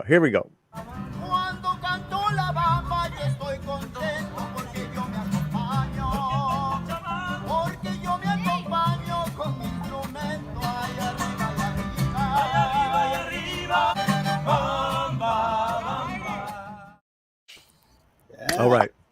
That was down the street. I recorded that. These guys were down the street. Nice. In our hood. Yeah. There are some good things still in LA. It's not all FELIZ. It's not all bad. If you overlook the mass homelessness, train robberies, junkies, I don't know. No, I live here. It's not what it used to be. It's kind of tragic. It's not. Yeah, what it is tragic. It was a beautiful system. It's expensive. It's dangerous. It's a little dangerous depending on where you're at and who you are, and there are homeless. So it's dangerous in Santa Monica. I live in allegedly rich people area, right? It's physically dangerous here. That is crazy. That's absolutely you live crazy. in a beautiful area, and my tires were slashed a month ago. I had to replace them. $400. Really? Yeah, my tires were slashed. Homeless guy was going down the street slashing people's tires. And my neighbor scared him off. He only slashed one of my tires. He was going to do the rest. Man, where are you? Portland? I mean, seriously, that's something that they do in Santa Portland on a Monica. regular basis. There's the Palisades Park. There's the ocean right there. That's where I am. Right? Dude, that is nuts. And that's what's my next door neighbor. On 12 noon in the afternoon, I'm looking. There's police cars outside my home. I'm like, what's happening? Come out. My next door neighbor, homeless person, broke into her home in the middle of the day and held her hostage with a syringe until she ran out. Called the cops. Right. So if only there's something called the Second Amendment in California. That's a challenge. I actually told my neighbor, you got to get a gun. You're a single woman living by herself. She's like, no, guns are wrong. I'm like, gun ain't wrong when you got somebody breaking your home. I promise you that. So. Yeah. Yeah, my mom and her neighbor had an incident recently. I don't want to get too. I really don't want to go down that rabbit hole. But, it's still a beautiful city. It's still a beautiful city. We hope it will return to its greatest glory. My mom's what is cool is that my mom's house, which she bought in the 90s, is now it's the land is worth almost a couple $1 million. Yeah, good for her. She deserves it. She deserves it, man. She worked really hard. Okay, let's bring up What happened to that photo? Oh, he left. He took the photo off. Yeah, I think Mike had to go somewhere. Well, Yeah, he'll be right back. I have it, and I guess the word is out that I'm really not Mike's trainer, and the real trainer here he is. This is where Well, he's motivational. He makes a move. That's funny. yeah, that'll get you going in the morning. See, I gotta say, he was always inspired me as a guy that should not be who he was, and yet he became. It's really quite inspirational. Mr. Simmons. It's just like you don't think of him as Jack LaLanne, right? But here he is. Jack LaLanne was amazing. Oh yeah, I mean, dude was looked like Mr. Universe. I saw him as an elderly man, and he obviously wasn't that again. But in his youth, oh my god, this dude was like everyone wanted to have that kind of body. Yeah, he's still around. I think he's passed by now. I'm sure he's elderly. Is Jack LaLanne still alive? No, I'm talking about Richard Simmons. Oh. Well, yeah, he's in Mike's garage training. What? No, what is this? I'm back. What happened? I left the show for 4 minutes. Yeah, then you blew your wad. We did your Simmons thing without you. Oh, okay. All right. Well, what's going on here, Mike? Well, this guy's cheaper than you are, so I had to switch trainers. You're too VIP, that one-on-one level, that fancy pants level. All I can say is I took one training with Paulie, and on one level it kicks your ass. On another level, even in one lesson, you learn something that can give you real self-defense abilities. He's an incredible teacher. And then comics. You just trained him. You did a Kempo class. Yeah, I do Kempo. Yeah. Unfortunately, my trainer canceled on me, which is the reason why I was able to get on a little earlier. Yeah, I got here a little earlier. I was like, man, that was quick. No, yeah, I was almost to the school, and I got my text from Ram. He's like, "Yeah, sorry, dude, had to cancel on you." I'm like, "All right, fine." I train with a studio that combines Shaolin Kung Fu, karate, and the Kempo is a major part of it, and so I think that's one of the most effective self-defense things I've ever come across. It's really practical. It is. It's very practical, and that's the whole thing. It's designed to be used for self-defense, multiple assailant self-defense at that. So yeah, Kempo is very good. Kempo P90X is Tom's Nunchuck version of it. Oh. I'm waiting for that. Tom's been so quiet. Yeah, he has been. Probably fell asleep. He's plotting revenge on us. Or he's making a sandwich. No, or more likely, he's working on the next video that I sent him because I've kept him very busy as of late. Ding ding ding. well, Andre, while editing a video. So Andre, take a look I'm actually writing one. There he is. I know you're subscribed to my Patreon, but I just did an article about some very interesting stuff regarding Miss Kennedy that you should take a look at because I'm going to go on to Valerie. I saw. I haven't had the chance to read it yet, but I saw and I see the gist of it. So that's very cool. Yeah. So I'm going to talk with Valerie and Renegade, which means actually I need to start heading out, my friends. So I wanted to say to you, Paulie, again, Feliz Cumpleaños. This is, may you have many, many more years, on this world with us, with your lovely partner Romy, and really inspiring this fandom. You and Aram and Lorena and others have really, they really put us on a place of hope, right? Because it's very easy, and I do it too, nitpick and tear apart what's wrong. But we got to have something to and aspire to. And I think your channels, your work consistently gives us aspirational focus. So thank you for all that you do. Thanks for stopping by, and we got to have you over to grill and to hang out. Yeah. Hanging out with Romy's friends. You keep promising that, but never happen. The lovely Latina friends, actress friends. They're always here waiting. Yeah, they're always there here waiting, except the guys I come by your place and they're not there. So well, I'm trying to get Andrea Munoz on right now, but she's running behind like all actors do. So I tried my. I'd say so. Everyone, Andre, Mike, Tom, comics. what an honor to be back on. I know I've been back on your channels in a while. I hope to be able to come back on to share some of the stuff that's happening in my life. But just to be here to support our friend Paulie was very meaningful, and it's great to see all of you. It's good seeing you again, Cameron. All right, God bless everyone. Yeah, I'm it gonna was take off. great to see you. I look forward to hearing about your project, and I look even more forward to the day when we can share it with the world. Well, hopefully you can show up on set. Tom, Mike, God bless you both. I'll talk to you all soon. Take care. God bless, Paulie. Take care. See you. And sadly, I got to get out of here too. Everybody's leaving you, Paulie. I know. I think I farted. That Paulie, you're muted, dude. It's okay. I started the stream by myself. I started by myself and I'll end it by myself. Yes. And I do actually have a surprise for you here. Oh, okay. You come in here. You want to hold on for a second, comics? Oh, hang on. Prizes. I'm supposed to do the thing. Happy birthday to you. Happy birthday to you. Happy birthday to you. Insert kid's name here. Happy birthday to you. Someone kill me, please. Is the Joker anywhere nearby? That'd be cool. No, he's not. You can just end me right now. Oh, that was beautiful. Happy birthday, kid. How old are you? 12? 13? It just gets worse, trust me. I got a full mustache at 12, Bat Tom. Oh, well, you're going to be a ladies' man. That's cool. Okay, all right, yeah. I gotta 52. go. Batmobile's double parked. It's too big. Gotta go. That was Bat Tom. And with that, he's going. Nice. Yay, Bat Tom. That was your birthday present. You're welcome. Thanks, brother. All right. Comics and Andre have to bail. Is that correct? Yeah, that is correct. Oh wow, both of us. Yeah, unfortunately, I put it in the private chat a little while ago here, but I just want to say again, happy birthday! And I know it was on Thursday, but we're doing the stream now, so it's happy birthday! I'm so happy to have you as part of the team. It's such a joy to see how the Latino slant is taking off.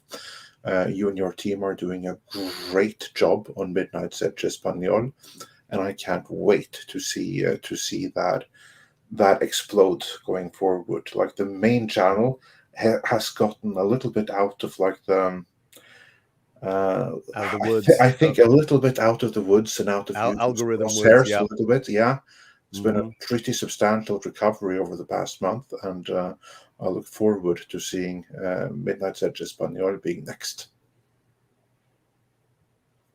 Well, that's great, boss. And Andre, thank you again, like we talked about, and for also helping me out on a couple of challenges this past year. I appreciate you being in my corner. Absolutely. I'll always be in your corner. Well, thank you, Andre, and Comics.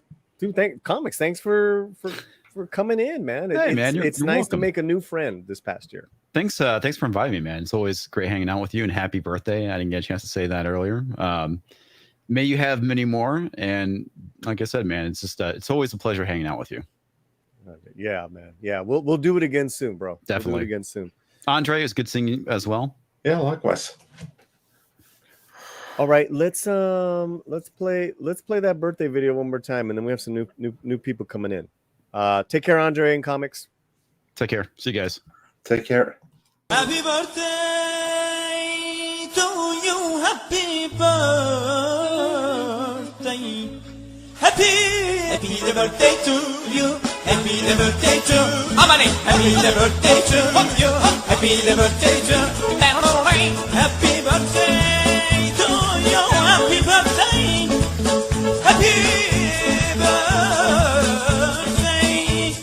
Happy birthday. Hepimiz yani burada bugün arkadaşın doğum günü kutlamada toplamış bulunmaktayız. Happy birthday. Bu da happy birthday to you. Happy birthday to you. Happy birthday. Happy birthday. Happy birthday to you.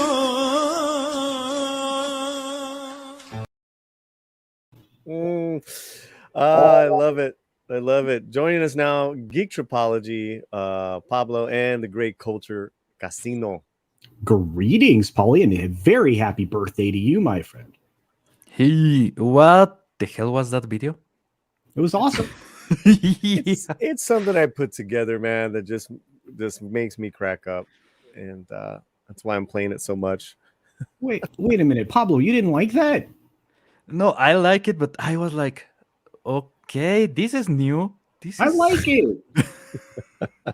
Come on. Yeah. How you guys doing? Wow.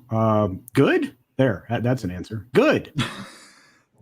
Doing fine. I was just finishing the artificial intelligence video, so I will be sending it to you soon. A new Midnight Edge Espanol video. I love it. Yeah, crazy stuff is going on. The other day I was watching the one show, Linus Tech Media, and basically they are gonna make Espanol channels, but they are using artificial intelligence to generate the translations, and basically the software takes the voice of the person that did the original video in English and creates a version of that voice saying everything on Spanish. So it's really, really crazy cool, but at the same time, kinda weird. Seem even this corporate mindset on YouTube channels that they just don't want to have anybody else. They don't want to hire anyone. They just want to use a computer and it's done. So the technology is amazing. The way of thinking about the stuff really shows me where stuff is going, and it's interesting from an economical point of view. Let's just say that. Wow. Yeah. Any thoughts on that, guys? I'm not surprised in the least. AI is being used everywhere in everything now. It's something that I started covering early on in my channel. It's being used to write stories. The news that you consume on a daily basis from the AP, UPI, and other sources, including Reuters, is oftentimes generated in part, if not fully, by an AI. You can play with a lot of these AI bots, online to craft stories.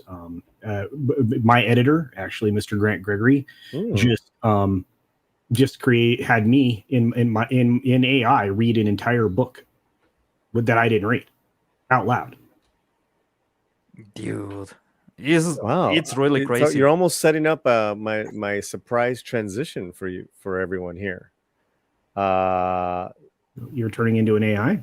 No, but I wrote a novella, and the artwork is that we did is in fact AI. And here is the book cover. You guys ready? Yeah. Cool. And it's called The Calmly Charleston. Wow. And that is one of our leading characters. This will be out in before Thanksgiving for sure.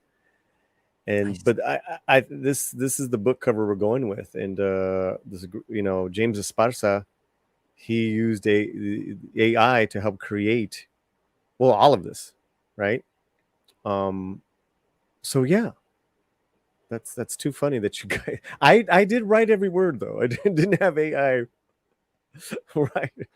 Dang, I was hoping for one of those AI wrote it things. Those are hilarious. Yes, that's a field where artificial intelligence is still quite green on writing, but on image generation, actually, there's a lot of people that should be really worried on the graphic design department and even in video editing, because there's software that is starting to get really, really good.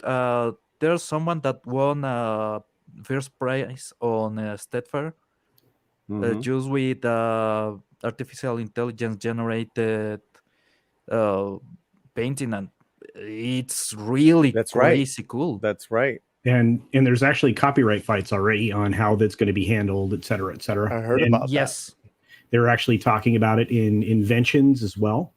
And who the originating thought is will end up being credited rather than the AI that creates it, which is good because we'd rather not grant them that kind of liberty. But the really interesting thing when it comes to what Pablo was mentioning with the art, I've actually had multiple thumbnails generated for my channel via AI recently. Huh. Well, what we've done, and it's just, I guess it's just unavoidable, right? And James Esparza, what James is doing is, I basically hired him to create the physical book, the layout, and this is it. And so he also created my characters. As far as the look, I would say, read my story several times. Here's how I want Charleston to look. He's got to look like, a kind of a homeless looking Samuel Jackson type, but half Mexican, half black.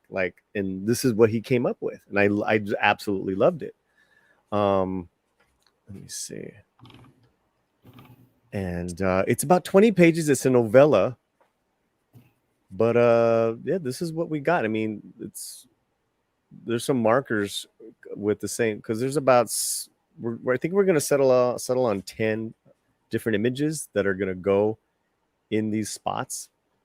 But yeah, I'm really, really excited about this. Obviously, I wrote this in 2019, started writing it, and then picked up again in 2020. Then really got on the task again earlier this year with the I don't know if you guys ever heard of a dramaturg. Yeah. A dramaturg comes in with the playwright and kind of they workshop it together. They ask, hey, this section compared to that section, the story in this, they just pose notes and questions. So basically I had a professional dramaturg work with me the last couple of years on this as well. So it's ready. It's ready for people to read, for me to share with you guys. That's amazing. That's exciting, Paulie. Yeah. I think you're gonna. I hope you guys like it. I've had some. One of the things I did, guys, and if anyone's thinking about putting your own book out there, is I had about a dozen beta readers from different backgrounds to check this out. I mean, I had someone from my culture, so to speak, like a Mexican Iron Man, or someone like that. And then I had someone someone out of the culture. Like, how did you get this book? Like, what did you get from it? And I got some great feedback.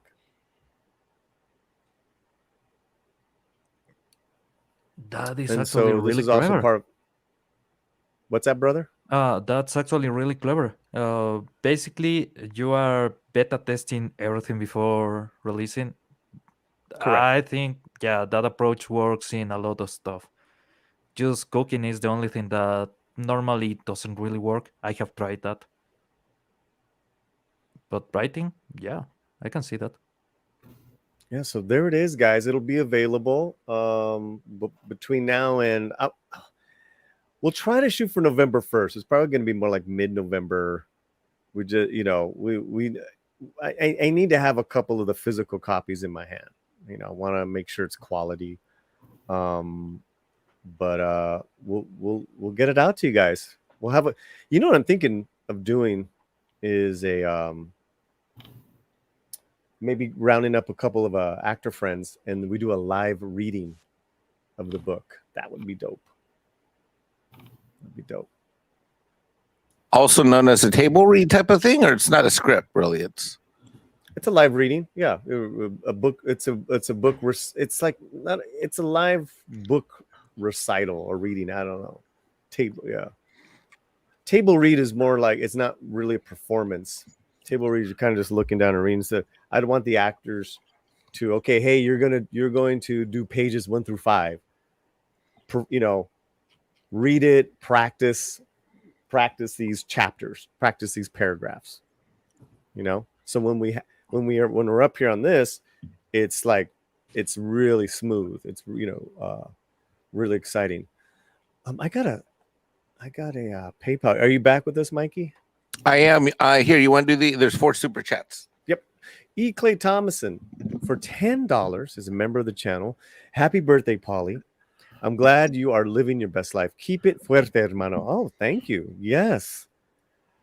Very grateful. Mark D with the C, $1.49 super sticker. Thank you, Mark.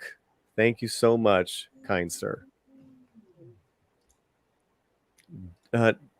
Dyrus for $1.49, another super sticker. Thank you, Dyrus. This one, Mark D gave you a slice of cake, by the way, and so did Dyrus. Ooh, I love that. Ooh, Valiant Renegade. That's a cool dude. For $10. He's a member. He's been a member of the channel for a while now, since really that first month we started having him. Did you send him a link? Yeah. Mike, yeah. Yeah, I took care of it.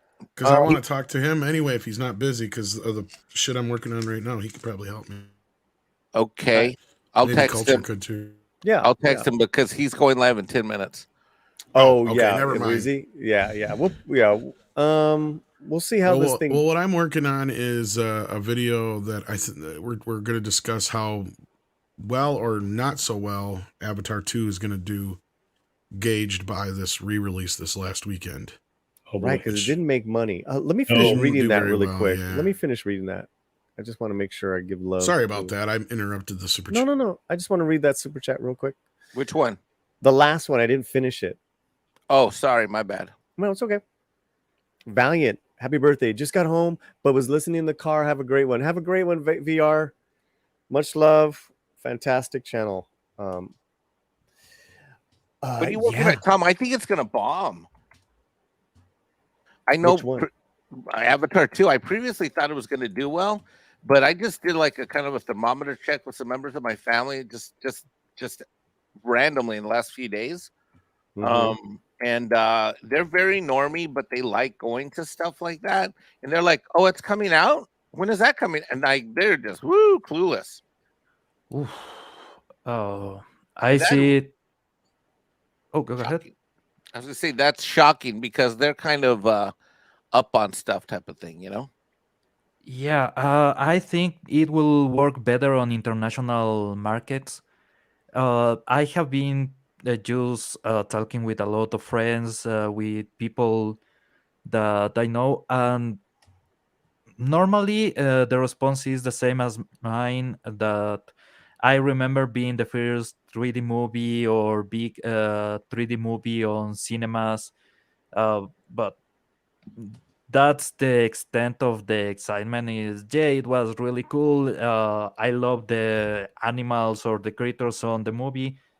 Nobody really remembers the plot, but the people that are excited just because of the nostalgia of, it was the first 3D experience in a lot of countries, so people remember that. I have a question for the panel. Between now and the rest of the year, biggest movie, what's going to be the biggest hit? And what will be the biggest flop? Okay, describe the hit, because I mean there are several things on the calendar that are going to make money. It's going to make its money back and then some. How's that? Is that because that's right? I mean, we had as a hit, no? Yeah, we already had a hit this year. It's called Top Gun Maverick. No, I know, but between now and then. No, I know. I'm that's talking about new releases. Gosh, I think Avatar: Way of the Water will disappoint, but it's also at the very tail end of the year. It has the benefits of the calendar as far as the release timetable goes, because it's releasing right before Christmas. Hey, Stunt Brat, so I think it will do well. I think it will maybe break even. Its budget is exorbitant. Really? It's looped in with multiple eventual sequels. Disney is helping with Cameron's dream here. I think it was a mistake for the commitment to all these films, but that's beside the point. Then you have Black Adam, which is probably the next thing anybody would consider a blockbuster. So those are the two blockbusters we have left on the table. I see Black Adam breaking even and maybe pushing, to the positive side of the equation. But the early information coming out of this film is it didn't screen particularly well initially. I'm not sure what changes were made. If it gets positive word of mouth like anything, it will definitely make money. If the only thing that's going to save Black Adam is if Superman is really in it, like the very skeptic, very sus rumors out there. I'm skeptical. There's people that were on the test screening, and there's placeholders for Cavill, and there's a bit of Cavill there. So yeah, it seems like Superman is gonna be there because of what they have shown to just test audiences. Okay. Hey guys, Paul, I gotta run. Paulie, it's been great being here with you the last couple hours. Happy birthday. Love you all, and congratulations on your channel and where it's headed. Sorry, I just got a message from Romy. Dude, thanks for doing this. I know you're a busy guy, and this was a blast. Well, Andy popped in. I don't know if you saw it. Andy Vargas popped in a couple times. I think he's on a cell phone, so keep a lookout for him in the back, because I failed to bring him in, and I'm not sure if that's why he left the second time, but he tried to come in, just so you know. He did a second time?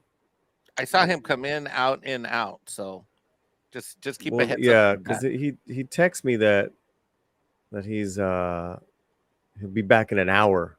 Yeah, okay. And that All right. was it was well over an hour ago, but hey, if you can't make it, you can't make it. All right, see you guys later. All right, brother. Thanks a lot. Yeah, like I said, I mean, I don't, if word of mouth is correct on Black Adam, I don't know that it'll be a breakout hit. I don't even know that Cavill will rescue it.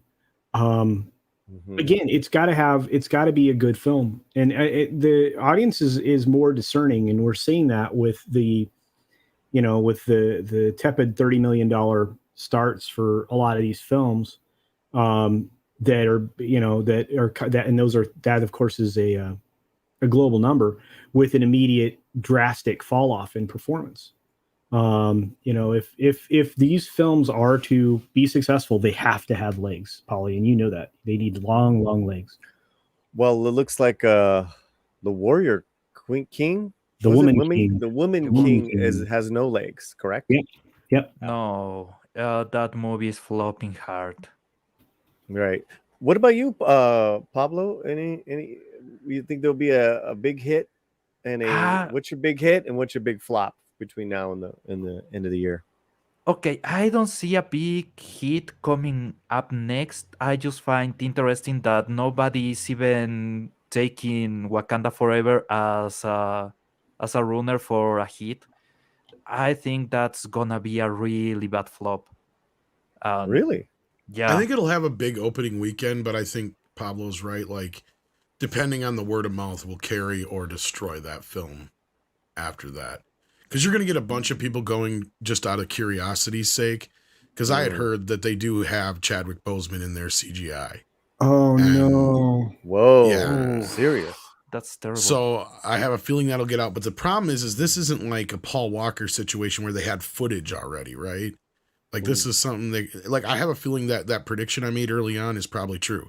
He probably gets killed within the first few minutes of the movie.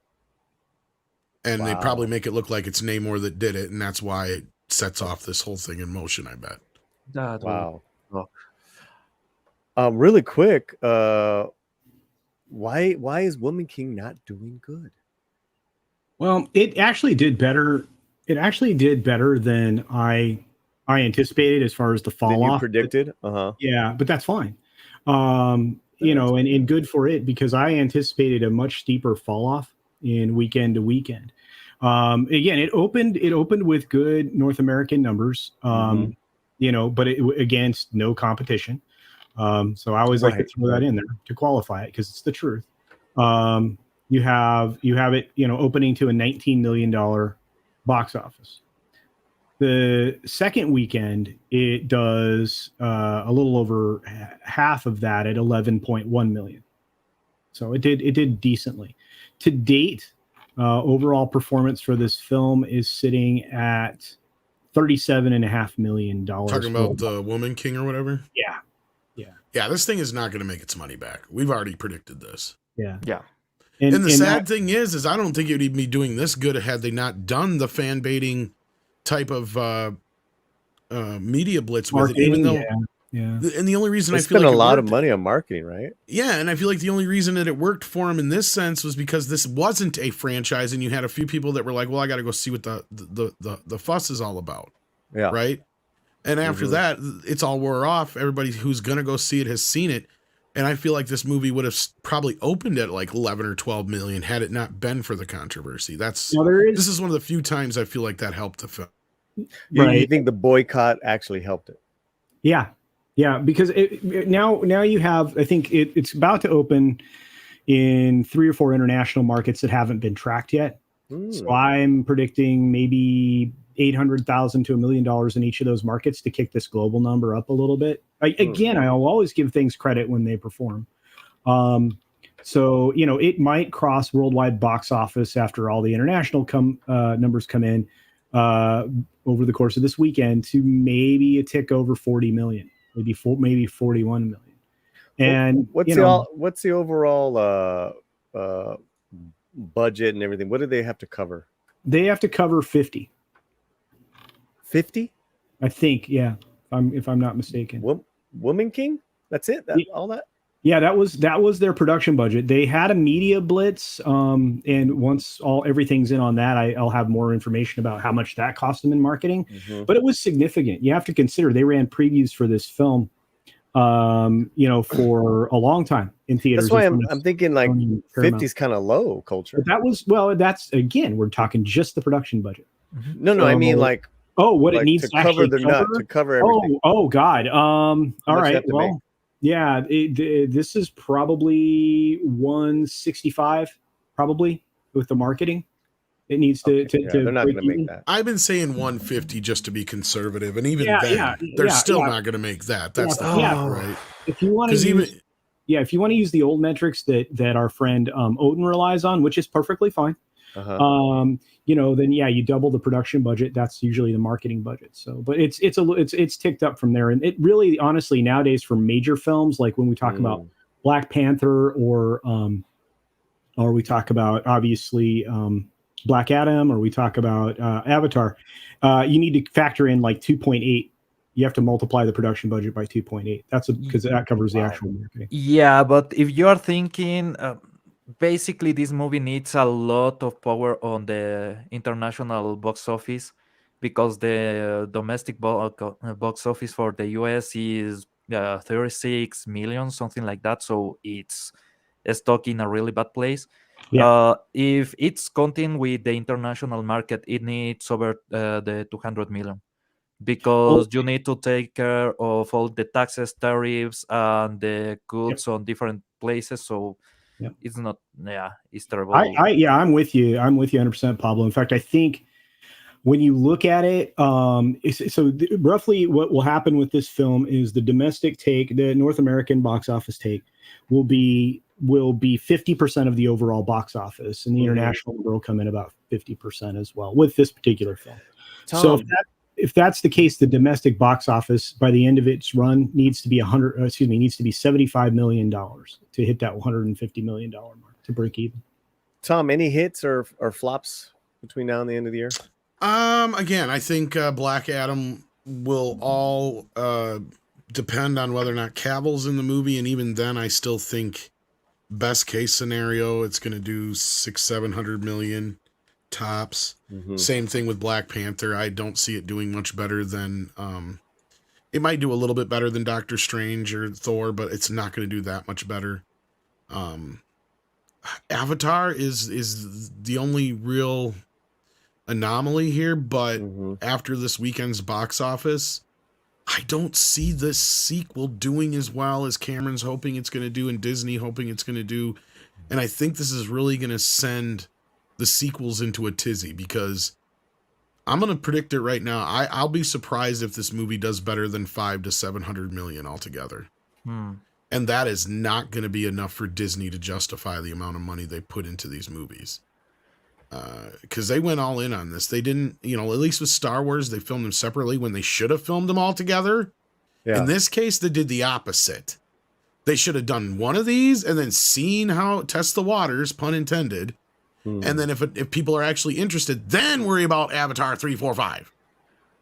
Now you're stuck with Avatar 3 and 4 or 2 and 3 right now, whether you like it or not. Anyway, you're saying Pablo, sorry. I want to see what kind of contract they made with Cameron, because maybe it has something to do with the way they wanted to hold some rights or something, even in the technology side.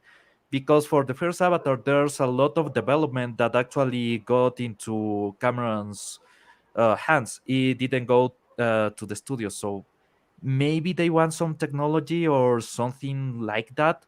So he pushed for having the two films going back to back.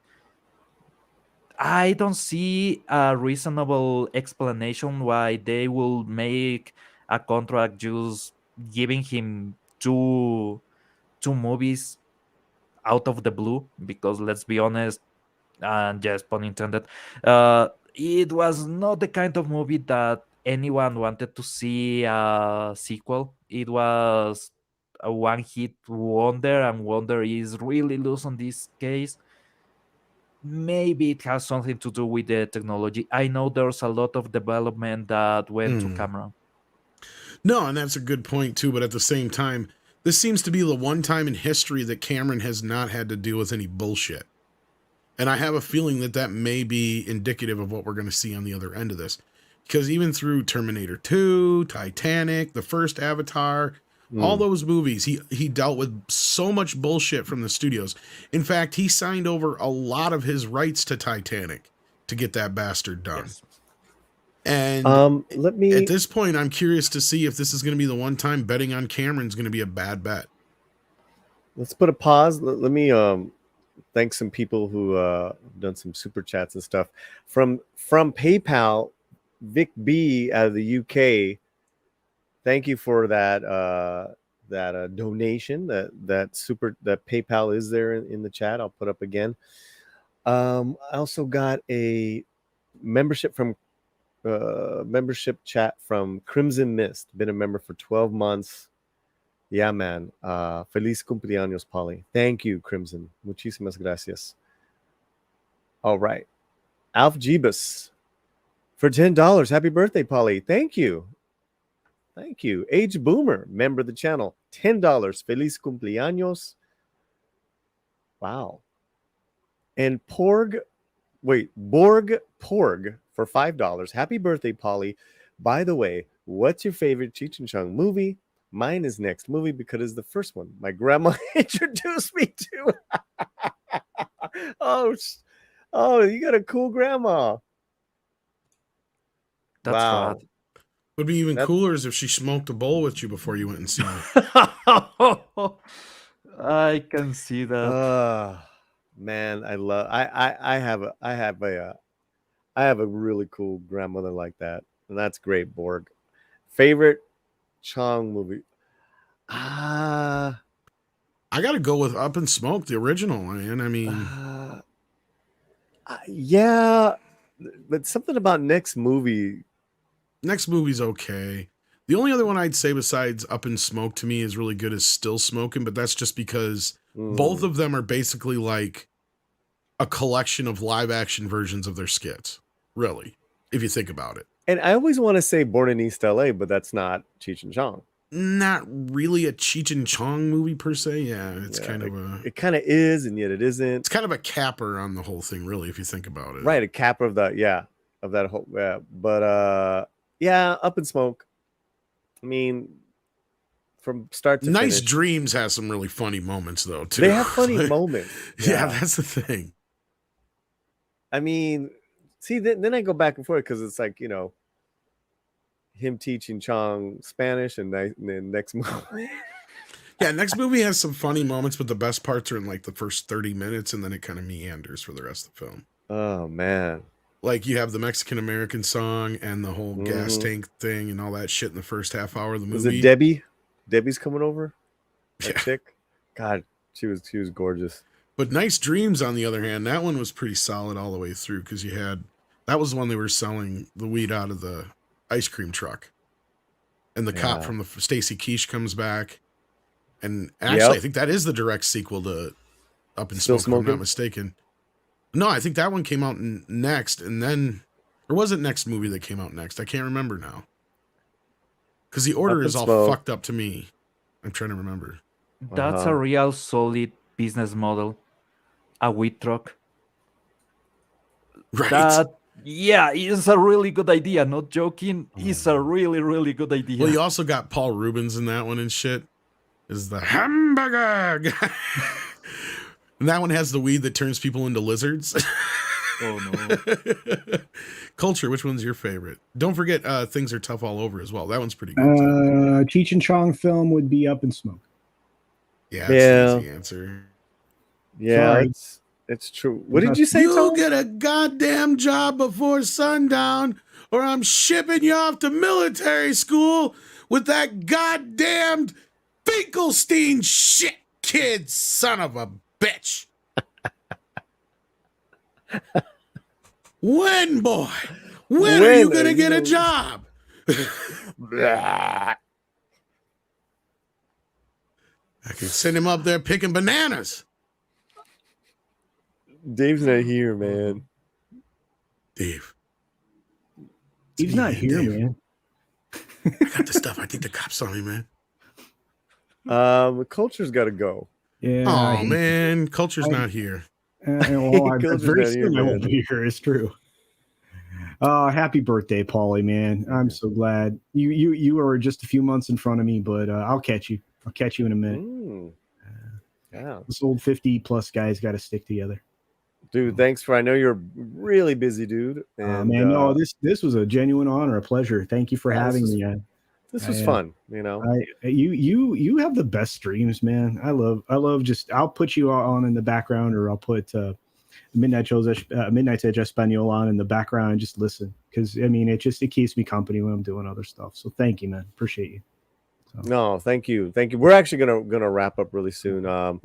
I don't want to keep going just to like maybe there'll be another guest. It's like we've had great all you great people. Well, here's the order, just because it was driving me nuts with my OCD. Up in Smoke, next movie, Nice Dreams, Things Are Tough All Over, Still Smoking, Corsican Brothers, Get Out of My Room, and then you could probably put Born in East LA in between that and Cheech and Chong's animated movie. They did, and man, they deserved it. And you know what? I don't think there's one film there that I did not see. The story of the Dave skit is hilarious. Have you ever heard that before? I can probably tell it real super quick. Okay, like they had the idea for the skit, but when they recorded that first album, they did it in their house with a tape recorder and 2 microphones. Wow. And he's literally standing outside, pounding on the door, going, "Hey man, it's me, Dave. I got the drugs, man."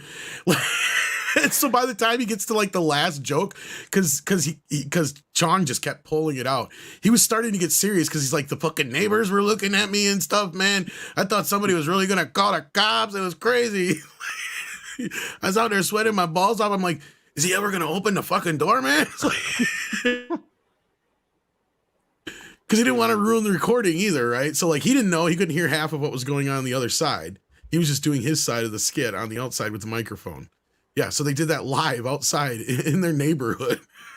It's kind of crazy. But anyway, thank you for having me, Paulie. Happy birthday, buddy. You are awesome. Hopefully you have many, many more and much more success in the future. And keep it coming, bro. Yeah, man, it's a pleasure with you guys to kind of joke around and talk almost every day on some level with you guys. We keep each other going, you know what I mean? Yeah, it's true. It's true. It's really true. Let me see. Nick McCabe just got here. Good to see everyone. Happy birthday, Latino Slant. Thank you. It's been wonderful. It's been great. Also, too, it's like let me wrap up the birthday week, because it's like, you know, all right. time to turn the page. And I think I got all the super chats. Did Pablo want to say anything before we go? Yeah, Pablo, do you want to say anything, man? Let's just keep grinding, man. we are doing crazy stuff, Sing and him it's happy gonna birthday be. in Spanish, man. Come on. You don't wanna hear me sing. Trust me, you don't wanna hear me sing. Wait, you have heard me sing, but in Japanese, so that's different. How is it You, different? It all sounds the same to me. yeah, you've done a couple of You guys forget how karaoke's. racist I am. Yeah. What now? Dude, that is funnier. I don't want to get into trouble, but let's just say the other day I saw a tweet of a girl saying that she always say grazie in every Mexican I saw restaurant. that. And she speaks in a Spanish accent and shit. Yeah, I prefer somebody to go straight up, like, just make a joke and I can laugh at it, than going, oh, I respect you so much. No, you don't. I think that she was trolling, to be honest with you. I think that's a total troll job. Oh, let's go. I think it was a total troll job. But yeah, that was fun. Like, because anybody who seriously would do that would get their ass kicked. Like, that's what I'm saying. Like, nobody would have lasted this long in this world. That's stupid. I think that is somebody completely making shit up and other people taking it seriously. Oh, I could be man. wrong, but I think so.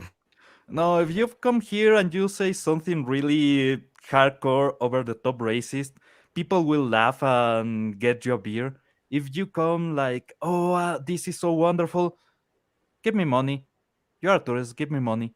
That's all you get. Well, I'm just saying in America, there's enough other Karens that if that Karen was a real Karen, the other Karens would have beat her up by now. So, oh no, Karen fight. That's That what I'm needs to saying. be a show. Yeah.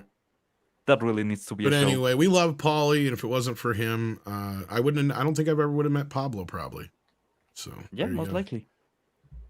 There's a lot of people I wouldn't have met if it I wasn't. mean, for I think on this level, no, right? He's like the Mexican version of me. Nice. Only sexier and skinnier. Yeah, there you go. Like, you're always connecting people, and I'm always connecting people. Right? Yeah, we're connecting people. That's the thing. I think we do have a guest coming in, so I am going to. Culture had to leave. Get out of here. Culture, Okay. you got to All right. go. I think Yeah. Andy Vargas is coming in. All right. I love you guys. Bye. Okay, man. But that was quick. He had to go. He says, "Are we still on?" I said, "Yes. Come on in now." He's going to be dropping a new music video on his YouTube channel. Let me put that in the chat. I listened to the song. It's not bad. It's it's like a feel good rock tune. It's very accessible. It's by Chris Perez, Selena's widower. Is that the right word? Would you guys know? Me no speak Someone English. who lost a wife would be a widower, yes. Yes. Okay. So that gentleman has been, he's been in the music game for a while. He started as a guitar player. Anyways, they're going with that being their first single. And do me a favor, guys, who's ever still hanging out, hit this YouTube channel and subscribe. They're in like 20 subs. I mean, he just opened up this YouTube channel, and so give him being Andy Vargas, a buddy of ours, lead singer of Santana. He started his own record label, and they got their first single dropping with Chris Perez. It's a good tune. It's in English. It's called Pushing Ahead. It's like it's almost a throwback, Tom, to like a feel good 90s rock tune. Yeah. Leo Rose says happy birthday. Thank you. Jedi Bill's here. Thank you. Sandra, thank you. So yeah, I know Andy. So Andy did this record label with comedian George Lopez, and they've been working really hard on it. Finally got their first single going on. Let me bring it up. And if anyone has to bounce, just let me know, Tom. But you know, I'll stick around for a little bit longer. Yeah. I was thinking that that's gonna be really serious business. You know, you are doing serious business when you have a comedian on your side. Collab is in the chat. I really mean it. Those guys really know how to do business. Normally, they have been grabbed so much by the industry that they know contracts and everything head to toe. So, yeah, comedians are good for business. Well, and George is so connected.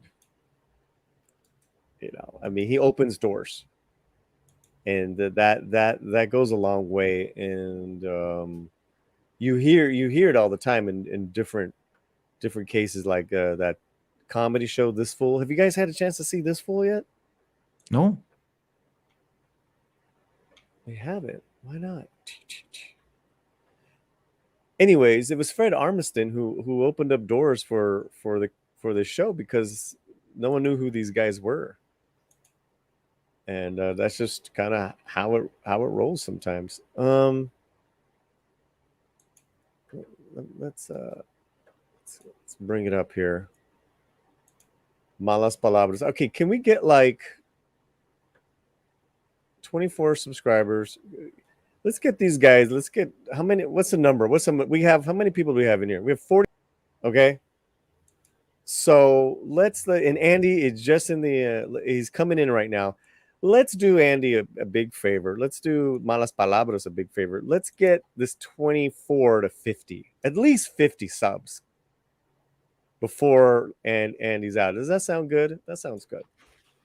Everyone, the lead singer of Santana, a good friend of mine, love him to death, and his family. Andy Vargas is here. Hey, Paulie, can you hear me? Hey, Andy. You sound good, brother. Oh, you know the easiest technology is the best. Your phone and headphones. That's it. You're so right, man. Everyone say hello to Andy in the chat. Hello, We got hello, a nice live chat of 50 people. Oh, awesome. Hey, Paulie.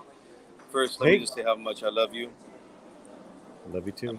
And I'd like to wish you a happy birthday. Happy birthday celebration, brother. I love you so much for so many different reasons. I love you. And happy to just come on and say hello to everyone. Pablo.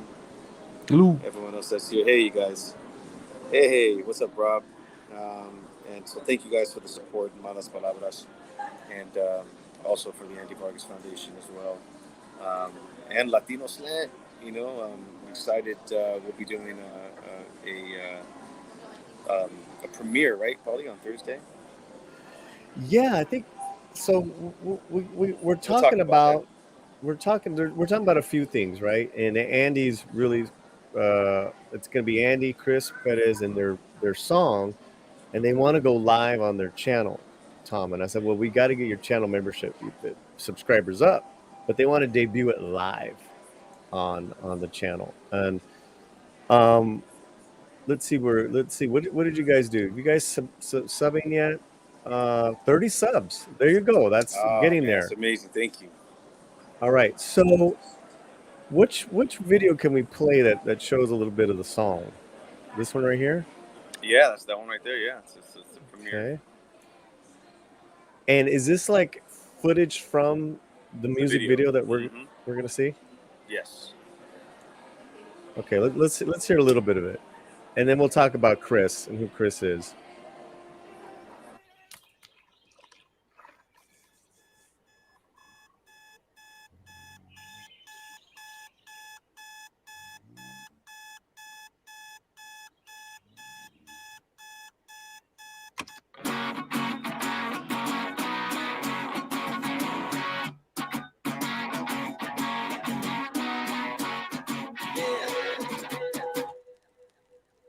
Oh, that's it. Is this the guitar riff? Nice. Pushing ahead, man. I was telling them that like kind of sounds like just a feel good hit. It's almost like a throwback sound. I know. Go ahead. I know the sound is really different, but the beginning of that video remind me of Modern Strange Cowboy. It's a Japanese song, so. But yeah, the alarm clock going off and the guy just uh, sleeping, kinda drunkenly there, remind me a lot of that music video. Awesome. So how did you and George Lopez even get to connect with Chris? How did that happen?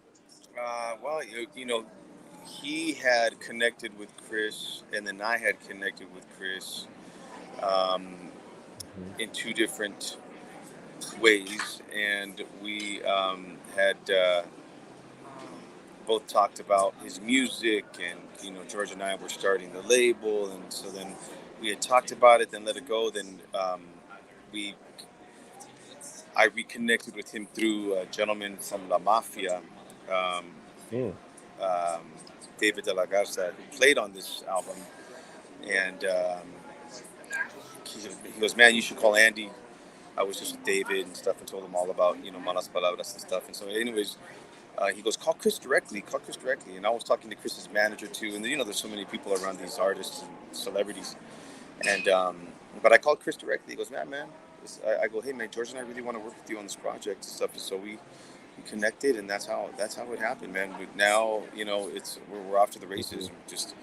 We have the song to push, song to license, and the video to enjoy.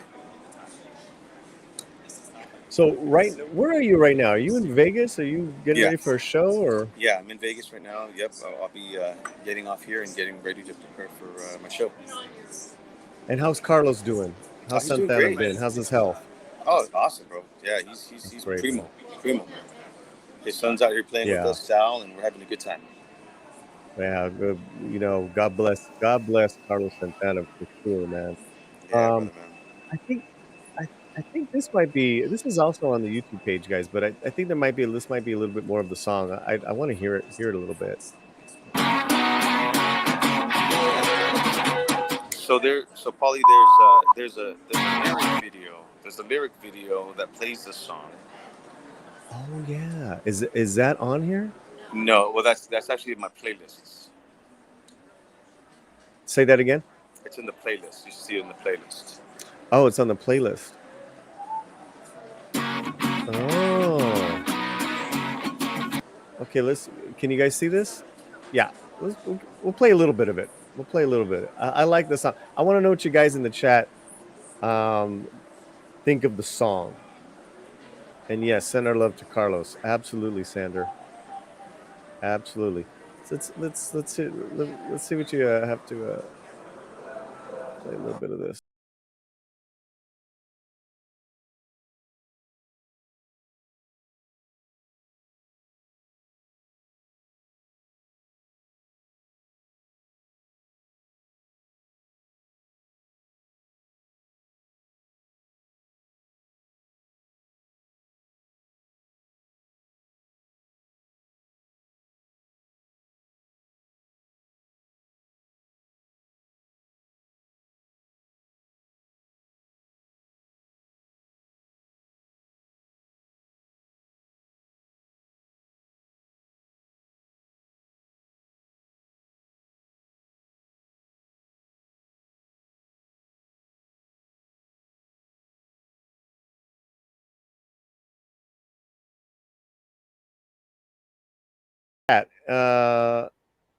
Not to put Tom on the spot. I know Tom's a. So this is the first time Chris has ever actually sang in his band, like lead vocals. But the thing is with him is this is an amazing story, man, because you know everyone has told him what to do, what style of music to do, and he's always followed direction. They've always not wanted to put him in the limelight because, you know, Pobre Chris, who's, you know, lost Selena, you know, his wife and stuff. And so, like, you know, he really wanted to do what he wanted to do. So I told him, I said, man, I don't care if you sing Row, Row, Row Your Boat. This is you. This is what you want to do, and I'm going to support you. And so that's what George wanted to do as well. And so, you know, us three, you know, are unifying behind him to, you know, support him. He's got a couple of other badass songs, you know, some cumbia songs, some, you know, and they're all vibes. They're all good vibes, you know. And he's got a great story, you know, about that we're supporting.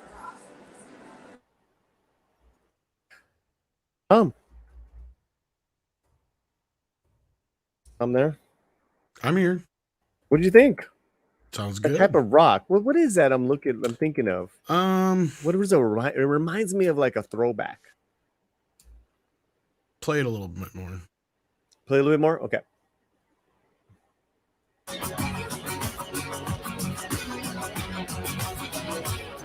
Let the world love for me. Yeah, 365, give them what they all wanted. Two icons. Yeah, it's got a bit of an old rhythm and blues rock to it. Say that again. Like it's got a bit of a rhythm and blues mix to it, mixed with like a bit of a hip hop mix in the background. It is, you could just ask. So yeah, it's very reminiscent of something like you would hear like back in the day. I think what you're hearing is like you're hearing a lot of like who am I thinking of? It's like a Bo Diddley type guitar work and yeah, stuff Bo like Diddley. that. There you go. That's it. Nice, but like very, very commercial. Like it's got a commercial bounce, almost like it's just got a commercial rock bounce to it. I was when I first heard the demo, I was like, oh, okay, I hear it, and then, you know, I heard it through a couple other people's ears who listened to, you know, like alternative radio, OC, you know, kind of rock, you know, kind of, you know what I'm saying, 80s, and they're all, hey man, it's catchy.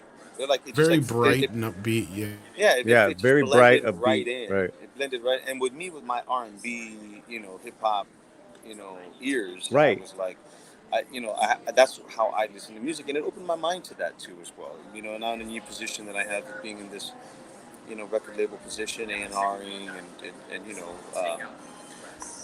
social media, you know, branching out, marketing and things. I listened to it with some ears. I'm like, all right, man, let's have a good time. Let's not be so, you know, let's not have our grips on us and our ego all over the place. Let's just have a good time with this and enjoy the fact that this guy's having a good time doing his thing, you know. And it really is that. When you hear the other songs that are a little bit more, you know, like right down my alley, you'll be like, oh, okay, you know, his bands are amazing musicians, and boy, he's an amazing guitar player, bro. Chris can rip it. You know, that's one thing that I really appreciate about him, bro. He's amazing at the guitar. So in the music video, we're gonna see him perform. But besides singing, you can see him actually performing in the. You like the music video? Or what? Music video's fire, man. It's hilarious. It's fun. It's him doing his thing. I mean, you know, we're gonna get all the Selena fans that are gonna be loving it, bro. Well, that's great, dude. I know it's a lot of work, man. I gotta imagine George Lopez and Chris's those names, they open a lot of doors. How I mean I know you're just starting, but like running a record label, what's something that you haven't expected that has happened? Like, what has surprised you? I bet you've been, you know the business. Well, just timing, you know, people's promises. You can't get paper behind everything. You got to depend on your relationships. So, you know, just the rollout timing. I mean, I projected, you know, moderate goals. You know, I didn't project like, you know, trying to, you know, have like be a super smash anywhere, anytime. You know, soon I knew that this is a growing process, because I understand the business of the way things are today. You know, we gotta just keep on pushing along, man. And put, you know, no pun intended. You know, we just gotta keep, every day's got to be a new day where you just keep on with the same incentive. You know, as you well know, you know, it's all about, you know, branching out your audience and, you know, the algorithms of things. I felt that this package and project had a great story to it, behind it, and really that's what I really got behind. But you know, our label partner is distributor partner. They're amazing at what they're doing everything in a timely process and keeping their promises. So this has been a great experience thus far. Okay, guys, if you haven't, please go and subscribe. There's the page. The link is in the. We'll drop it again. Let's get it up there. Yeah, And thank you guys. Appreciate that. Yeah, that's one thing that, you know, when you're a beginning YouTube channel, it's that's a new that algorithm is really, that shows its face, right? That the YouTube algorithm definitely shows its face. Um, and you know, just like Instagram, and sometimes you're like, oh no, it's just because no one really came by to look. But YouTube definitely hides its pages if you don't, you know, go out and put yourself out there. It's pretty pretty crazy if you don't have enough, you know, followers for them to actually put you up in the top of your search. So I appreciate the help and the love, and we'll be getting there. We'll be getting there soon. You know, we got some other artists in line, some surprises coming out that you guys are all going to enjoy. Pablo or Tom, you guys got any questions about what what Andy's doing or anything like that? I mean, it's not, you know, anything on top of your head. Yeah. Well, sadly, I got to get going, but go ahead, Pablo. Yeah. Maybe I have questions on how are you gonna manage the rights and everything, because a way to actually get a lot of traction is basically YouTubers and streamers using your music. That makes it get to people's ears. But here in YouTube, there's a lot of uh, at least big labels that hate people using their stuff, so that kills the momentum sometimes. Yeah, we actually are going to be putting the song in George's TV show, as well as his podcast. So that's going to be one thing that's going to open up there that we're excited about. Also, we're going to be, you know, I mean, we're open to any kind of licensing. That's going to be our bag. Our distribution partner also has a bite on it for the NFL as well. So, you know, because the concept of it, I mean, that's what we're going for. We want to get the song, you know, like kind of on national broadcast television. Nice. Well, I mean, we'll announce what we're gonna do, and just stick around on our channel. But thanks for coming by, Andy. I know you're really busy. Love you guys. Yeah, thank you, Paulie. Appreciate you. Thank you, everyone on the channel here. I'm sorry that I only had a couple of minutes. I wish I could gone in in a different setting and stuff. But love you guys so very much, and happy birthday, brother. God bless. Give my best to Nicole and the kids. I'll talk to you this week. I will. Andy do, Paulie. Vargas, Okay, everybody. Man. Thank you. Love you, brother.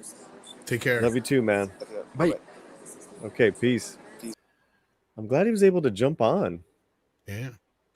And I'm going to have to slide out here too, Paulie, but okay, I'll let you two guys go. I'm going to say I'll just you know, wrap it up with the happy chat birthday, and stuff brother. Like that. Thank you, man. I love you, Tom. Love you too, man. Take care, and everybody out there, thank you for coming to Paulie's birthday. Yay. Bye, Tom. Jefecito, feliz cumpleaños. You know we love you, and take care. Take care, my brother. Thank you for coming on. Thank you, Pablo. No worries. Bye. So I don't know if you guys know this, but Pablo has also been editing now for Midnight's Edge as well. And he's just been doing an incredible job. Well, what a beautiful time. Almost 3 hours, and we're going to wrap it up, but we still have a wonderful crowd.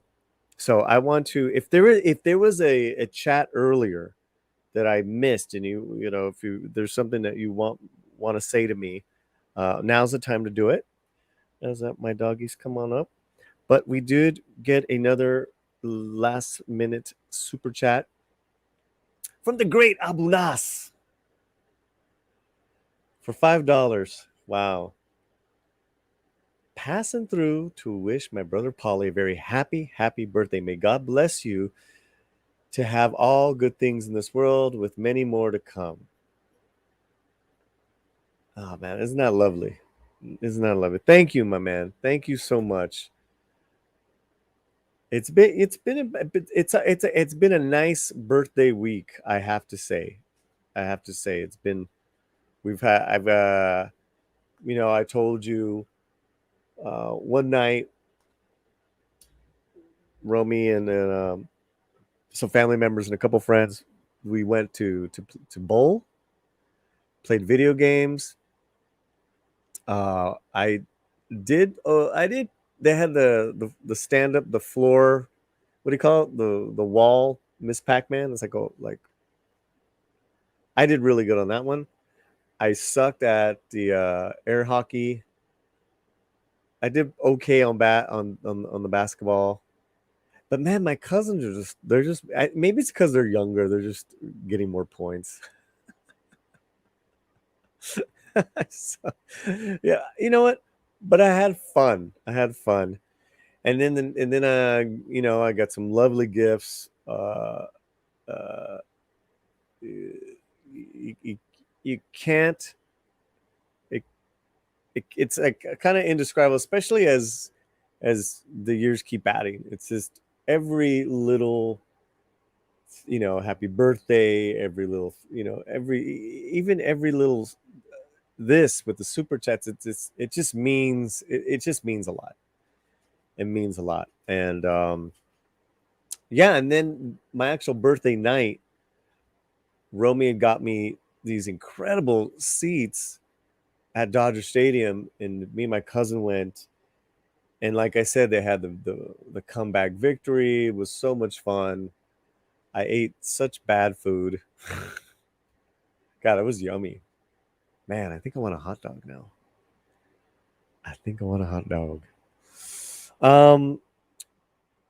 So yeah, I got a couple chats here. Jedi Bill 797. We love you, Latino Slant. You're awesome, my brother, warrior. Thanks, Bill. And it's Bill's one kind of been around in Klobby as well, just since I started this journey. So thank you so much. Miguel González, feliz cumpleaños, órale. ¿Qué pasó con tu pelo? ¿Dónde estás tu pelo? Well, I got a haircut. Okay, but I don't have a lot of hair, man. So this is like, that's probably one reason why I wear so many hats. But, I got an 8 head. It's not a 4 head. It's an 8 head. It's big. It's big. What do you want from me? But yeah, man, I mean, as you get a little older, it's like you appreciate every hair that's still on the head. Are you going to grow the beard to compensate for the lack of hair elsewhere? Oh, shots fired. And no, I'm growing the mustache for Halloween. And then once Halloween's over, then the stash will go. But I did get, one of my gifts was that I got a mustache pomade, and it's got a tiny comb. That was kind of cool. Brahma Bull, a lot more hair than I got. See, you know what I'm talking about. Like for us guys that are balding, this is like a lot of hair. This is, it's thin up there, but listen, 52, it's like, I'm good. Olaf, way more than I have on mine. Yeah, I don't know why Gonzalez and Miguel are hating on the hair. Maybe I should wear a hat. Nah, no hats, guys. I got another super chat before I hit that and wrap it up. We have some cool videos. I'm proud of this video I put up on Andor. So if you guys haven't checked that one out, it is Andor the Migrant ? And it's where I give my notes on, after seeing the first 3 episodes again. like my second round. And I talk about the Hollywood tropes that they love to perpetuate, even today, when it comes to kind of like victimed, Latino foreigners. It's just really weird. It's really weird. And besides it being very un-Star Wars, I'm wondering, I'm questioning, I just question a lot of things with that. That being said, I did enjoy myself. I am enjoying the show. So check out that new video. I have to look at my notes as to what I'm going to record this year. And there goes my dog. He's got a cough allergy. You all right, baby? Yeah. All three dogs are like hanging out here. Oh, it's going again. It's all right. So, as far as guests, the next one is probably going to be, new one will be Chris Perez. We'll get him on. And what I want to do is play a song live here on the show for you guys. I think that would be a blast. And I will work on other guests coming up. I do have the Aliens Vasquez novel. I have that advanced novel. So I'm definitely going to do like a little preview review. I've read the first 50 pages. So I might do a video on that. And I will definitely do a full review on the whole novel once I'm done reading it. And that's I'm looking, and now's the time to like, okay, drop the last trailer for Wakanda, because I want, everyone's talking about it. I want to see it. I want to review it, and we'll take it from there. Okay, so there's always something gonna pop in, so just make sure you guys have your alerts on. It's one thing to subscribe, but man, they're making it really hard for us to stay connected to each other. Ben Dowdy for $2. Thank you, hermano. Happy birthday. Cake. Slice of cake. What is that, a light? I can't tell what that last one is. Gracias, hermano. And let's hit a... You know what, Ben, and maybe there's a whole bunch of people that came in late. Let's play our video one more time. Let's just do it one more time. This is for all the people just getting here, and super chats. Happy birthday to you, happy birthday. Happy birthday to you. Happy birthday to Amani. Happy birthday to you. Happy birthday to Happy birthday to you. Happy birthday. Happy birthday. Hepimiz yani burada bugün arkadaşın doğum günü kutlamakta toplamış bulunmaktayız. Happy birthday. Bu da happy birthday to you. Happy birthday to you. Happy birthday, happy birthday, happy birthday to you.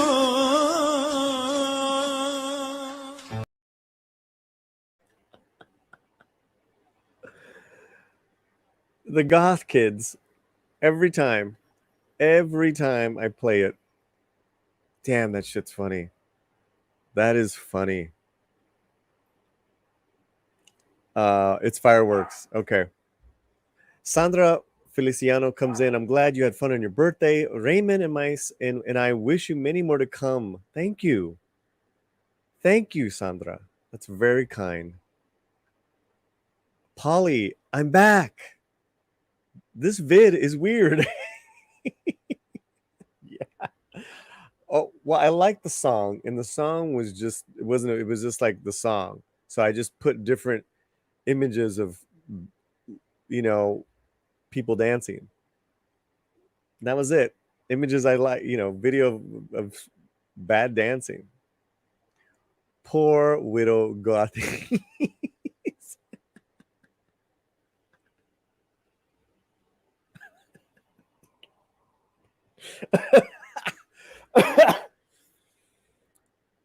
But right, I mean, wow, man, wow, too funny. Read by Nature, member of the channel. You had wished me a happy birthday earlier, so thank you, Reed. I made the mistake of looking at the screen this time.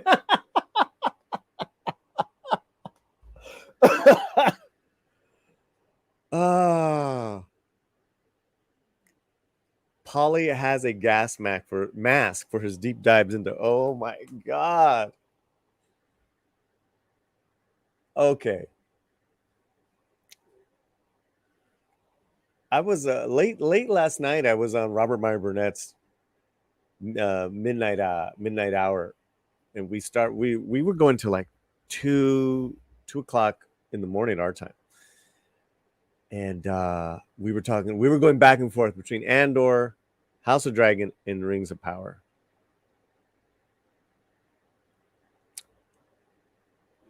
So me and Chris Gord went to the movie theater to see the first 2 episodes.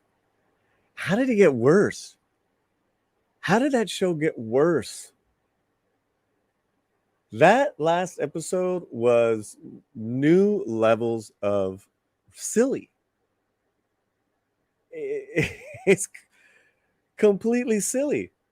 Like Numenor is supposed to be the kingdom of men. There's no men there.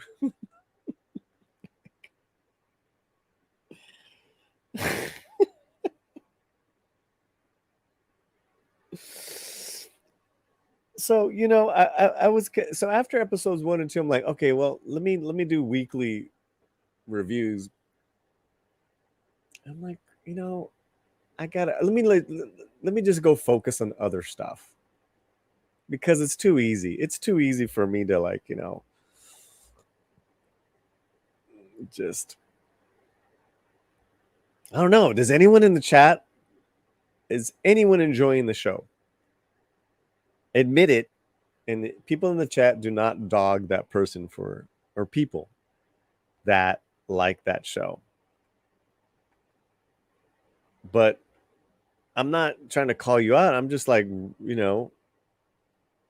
very much, curious as to, is there anyone in the chat that is enjoying the show, that really likes it? Besides it looking pretty,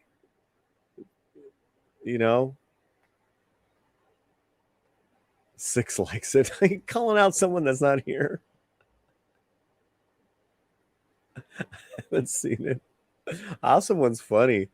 Neva. Is it Neva? Nevar. Nope. Definitely do not enjoy. Yeah. Look, as soon as we started talking about Rings of Power, like lost like 10 people. That's all right. We're wrapping up, man. I came back from more torture. Happy birthday to you. Happy birthday. Wait, looks pretty. I don't even think some shots, Miguel, are pretty. Some you got to squint.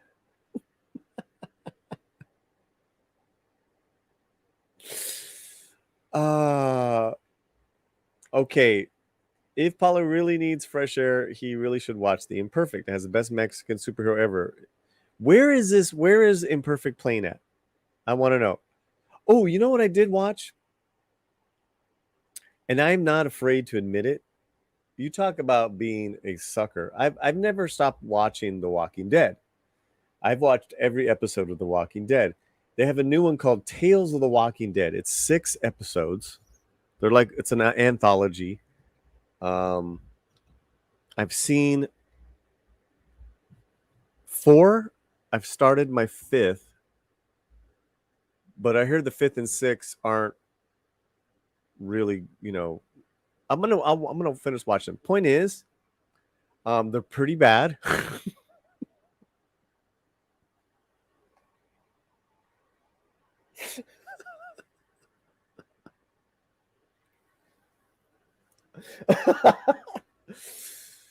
Except for one episode. I want to recommend one episode. Okay, here we go. Tales of the Walking Dead is in a 6-episodic anthology, connected and not connected to the Walking Dead world. The only one of note is a Groundhog Day-like episode featuring Parker Posey, and it's absolutely brilliant. It's so well done. That is the only episode you need to watch. Episode 2, I believe. There is an episode with Anthony Edwards. Remember Anthony Edwards? It's an interesting premise, but it gets bogged down. That's episode 4. 1 and 3 are just lame. But if they're, if you guys are fans of Walking Dead, hey,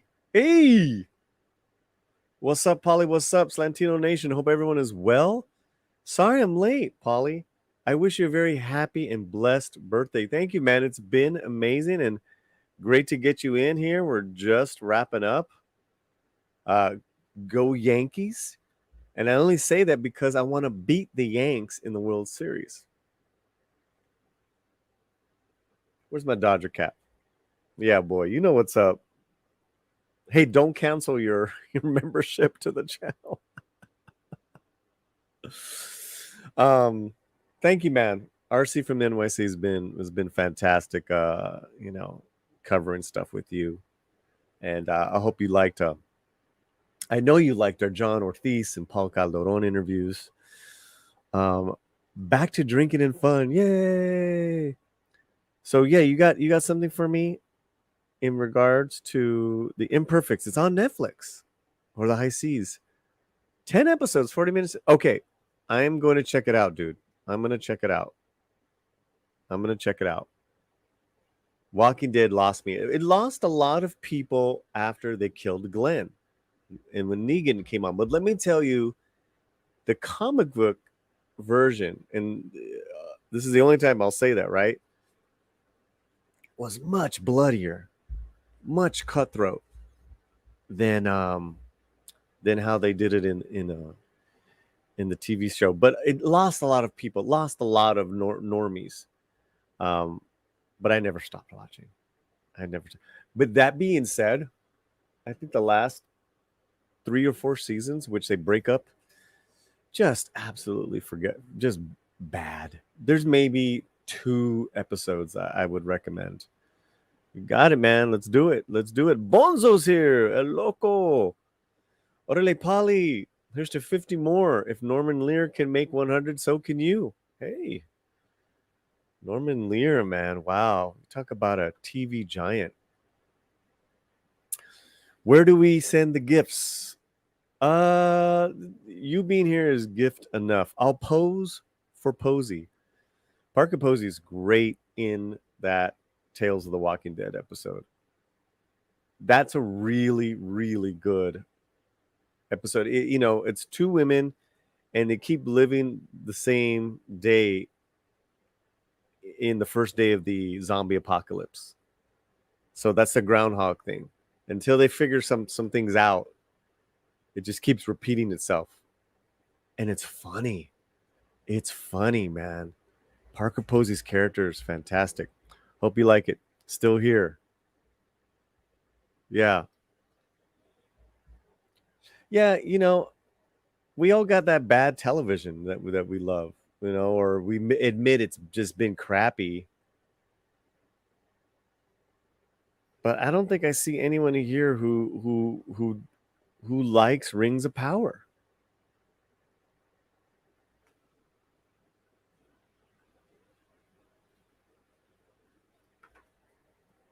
And we're gonna close this segment out. What's up, baby? My dogs are okay, guys. It's been an amazing birthday stream. I'm glad we got it in. I had been waiting a few days to do it, and the only reason why I pushed it back because Romy wanted to black out those days of Wednesday and Thursday for family and friends activities, which we did. Had such a good time. I got a gift card to AMC. I got some cool gifts and cash. Work boot. I mean, I got some cool gifts.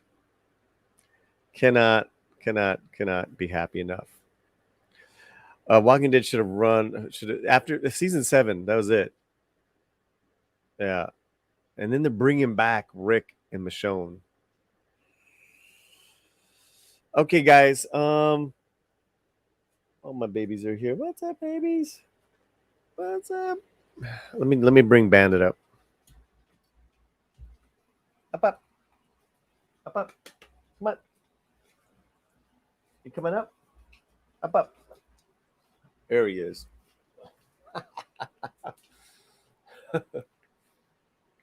Oh, such a good boy. Such a good boy. People want to see you, not me. Look at this beautiful boy. Look at that beautiful boy. Oh, the boy. That's Bandy. That's Bandito. Make sure you are subscribed. Yeah. Say bye, Bandit. Bye. It's a baby.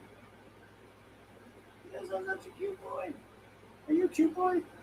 Are you cuties? Are you cuties? All right.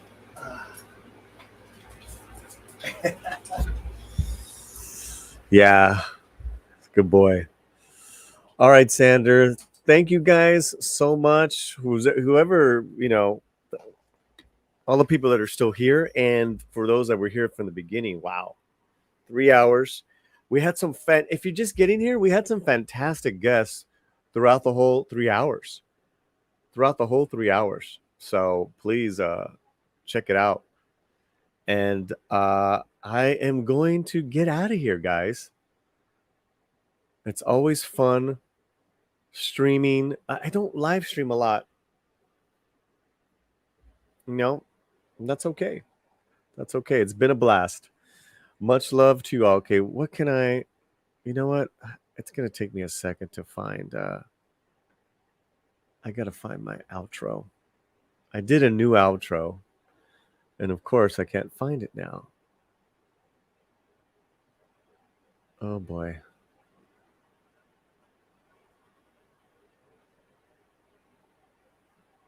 Give me a second. Closing credits. Is this it? Yep, this is it. This is our latest closing credits.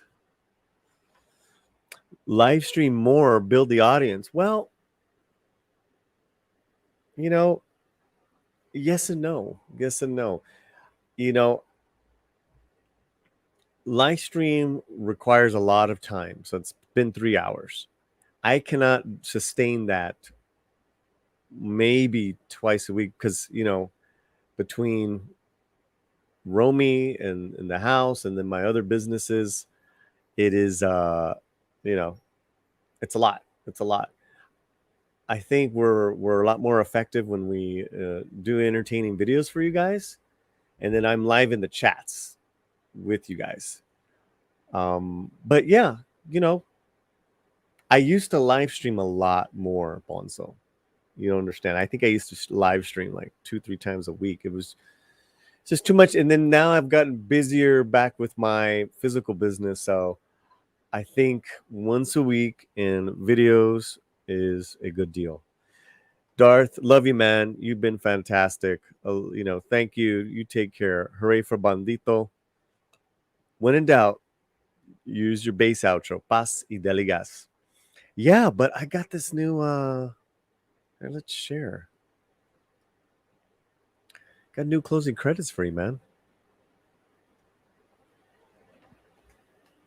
Let me know if can you guys hear the song? Can you hear the song? There's a song playing right now. Yes or no? Bow, bow. No, you can't. Okay, hold on. I know why. Okay, we need to share it as a video file. Dun, dun, dun, dun, dun, dun, dun.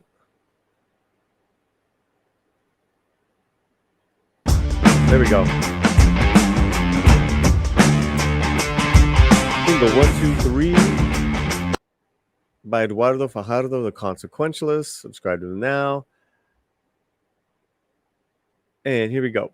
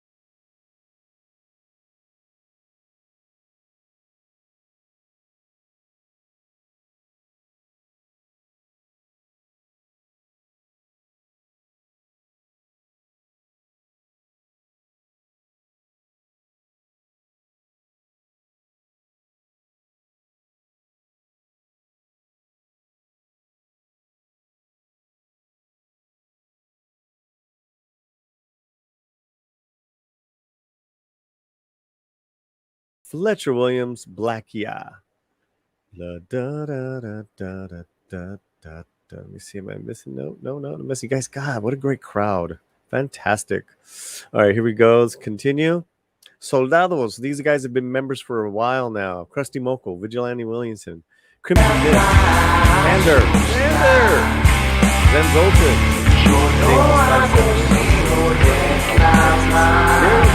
Maria with T and Telly, Belair de Blair, Toxic, Daryl Brewer, Alejandro Montoya Maria,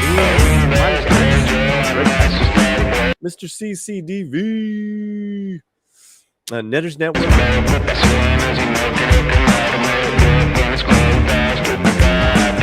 Cardinal Sin, Zax. I saw Zax earlier in the chat. Much love to Zax.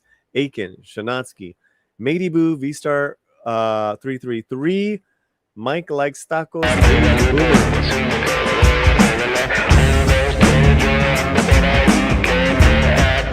E. Clay Thomason, AFK Bar, The Jack of All Casuals, Cyber Soldier, Uriel 316, Douglas Nelson, Dave Bob, Reggie Johnson.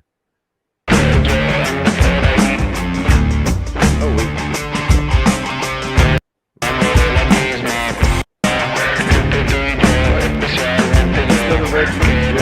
Munchausen, Lord Thoth, Mags, Culture Casino, Valiant Renegade, 36 Lovers, Brandon the Anime Guy. Now here's the captains: Blair to Blair, Johnny Gonzalez, Eric Sullivan, RC, Generales, Darth Plato, 6, Mexican Island, Deleted Scene, That 70s Rock, Hey, Myers,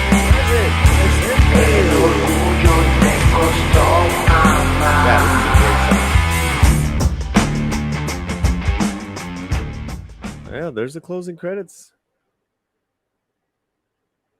All right. You like the song? Yeah. Really good song. That is the Consequentialists. And you can find them on YouTube as well. I'm going to play it again, but I'm going to take myself out. Be well, everybody. Much love. I wish everyone health and happiness.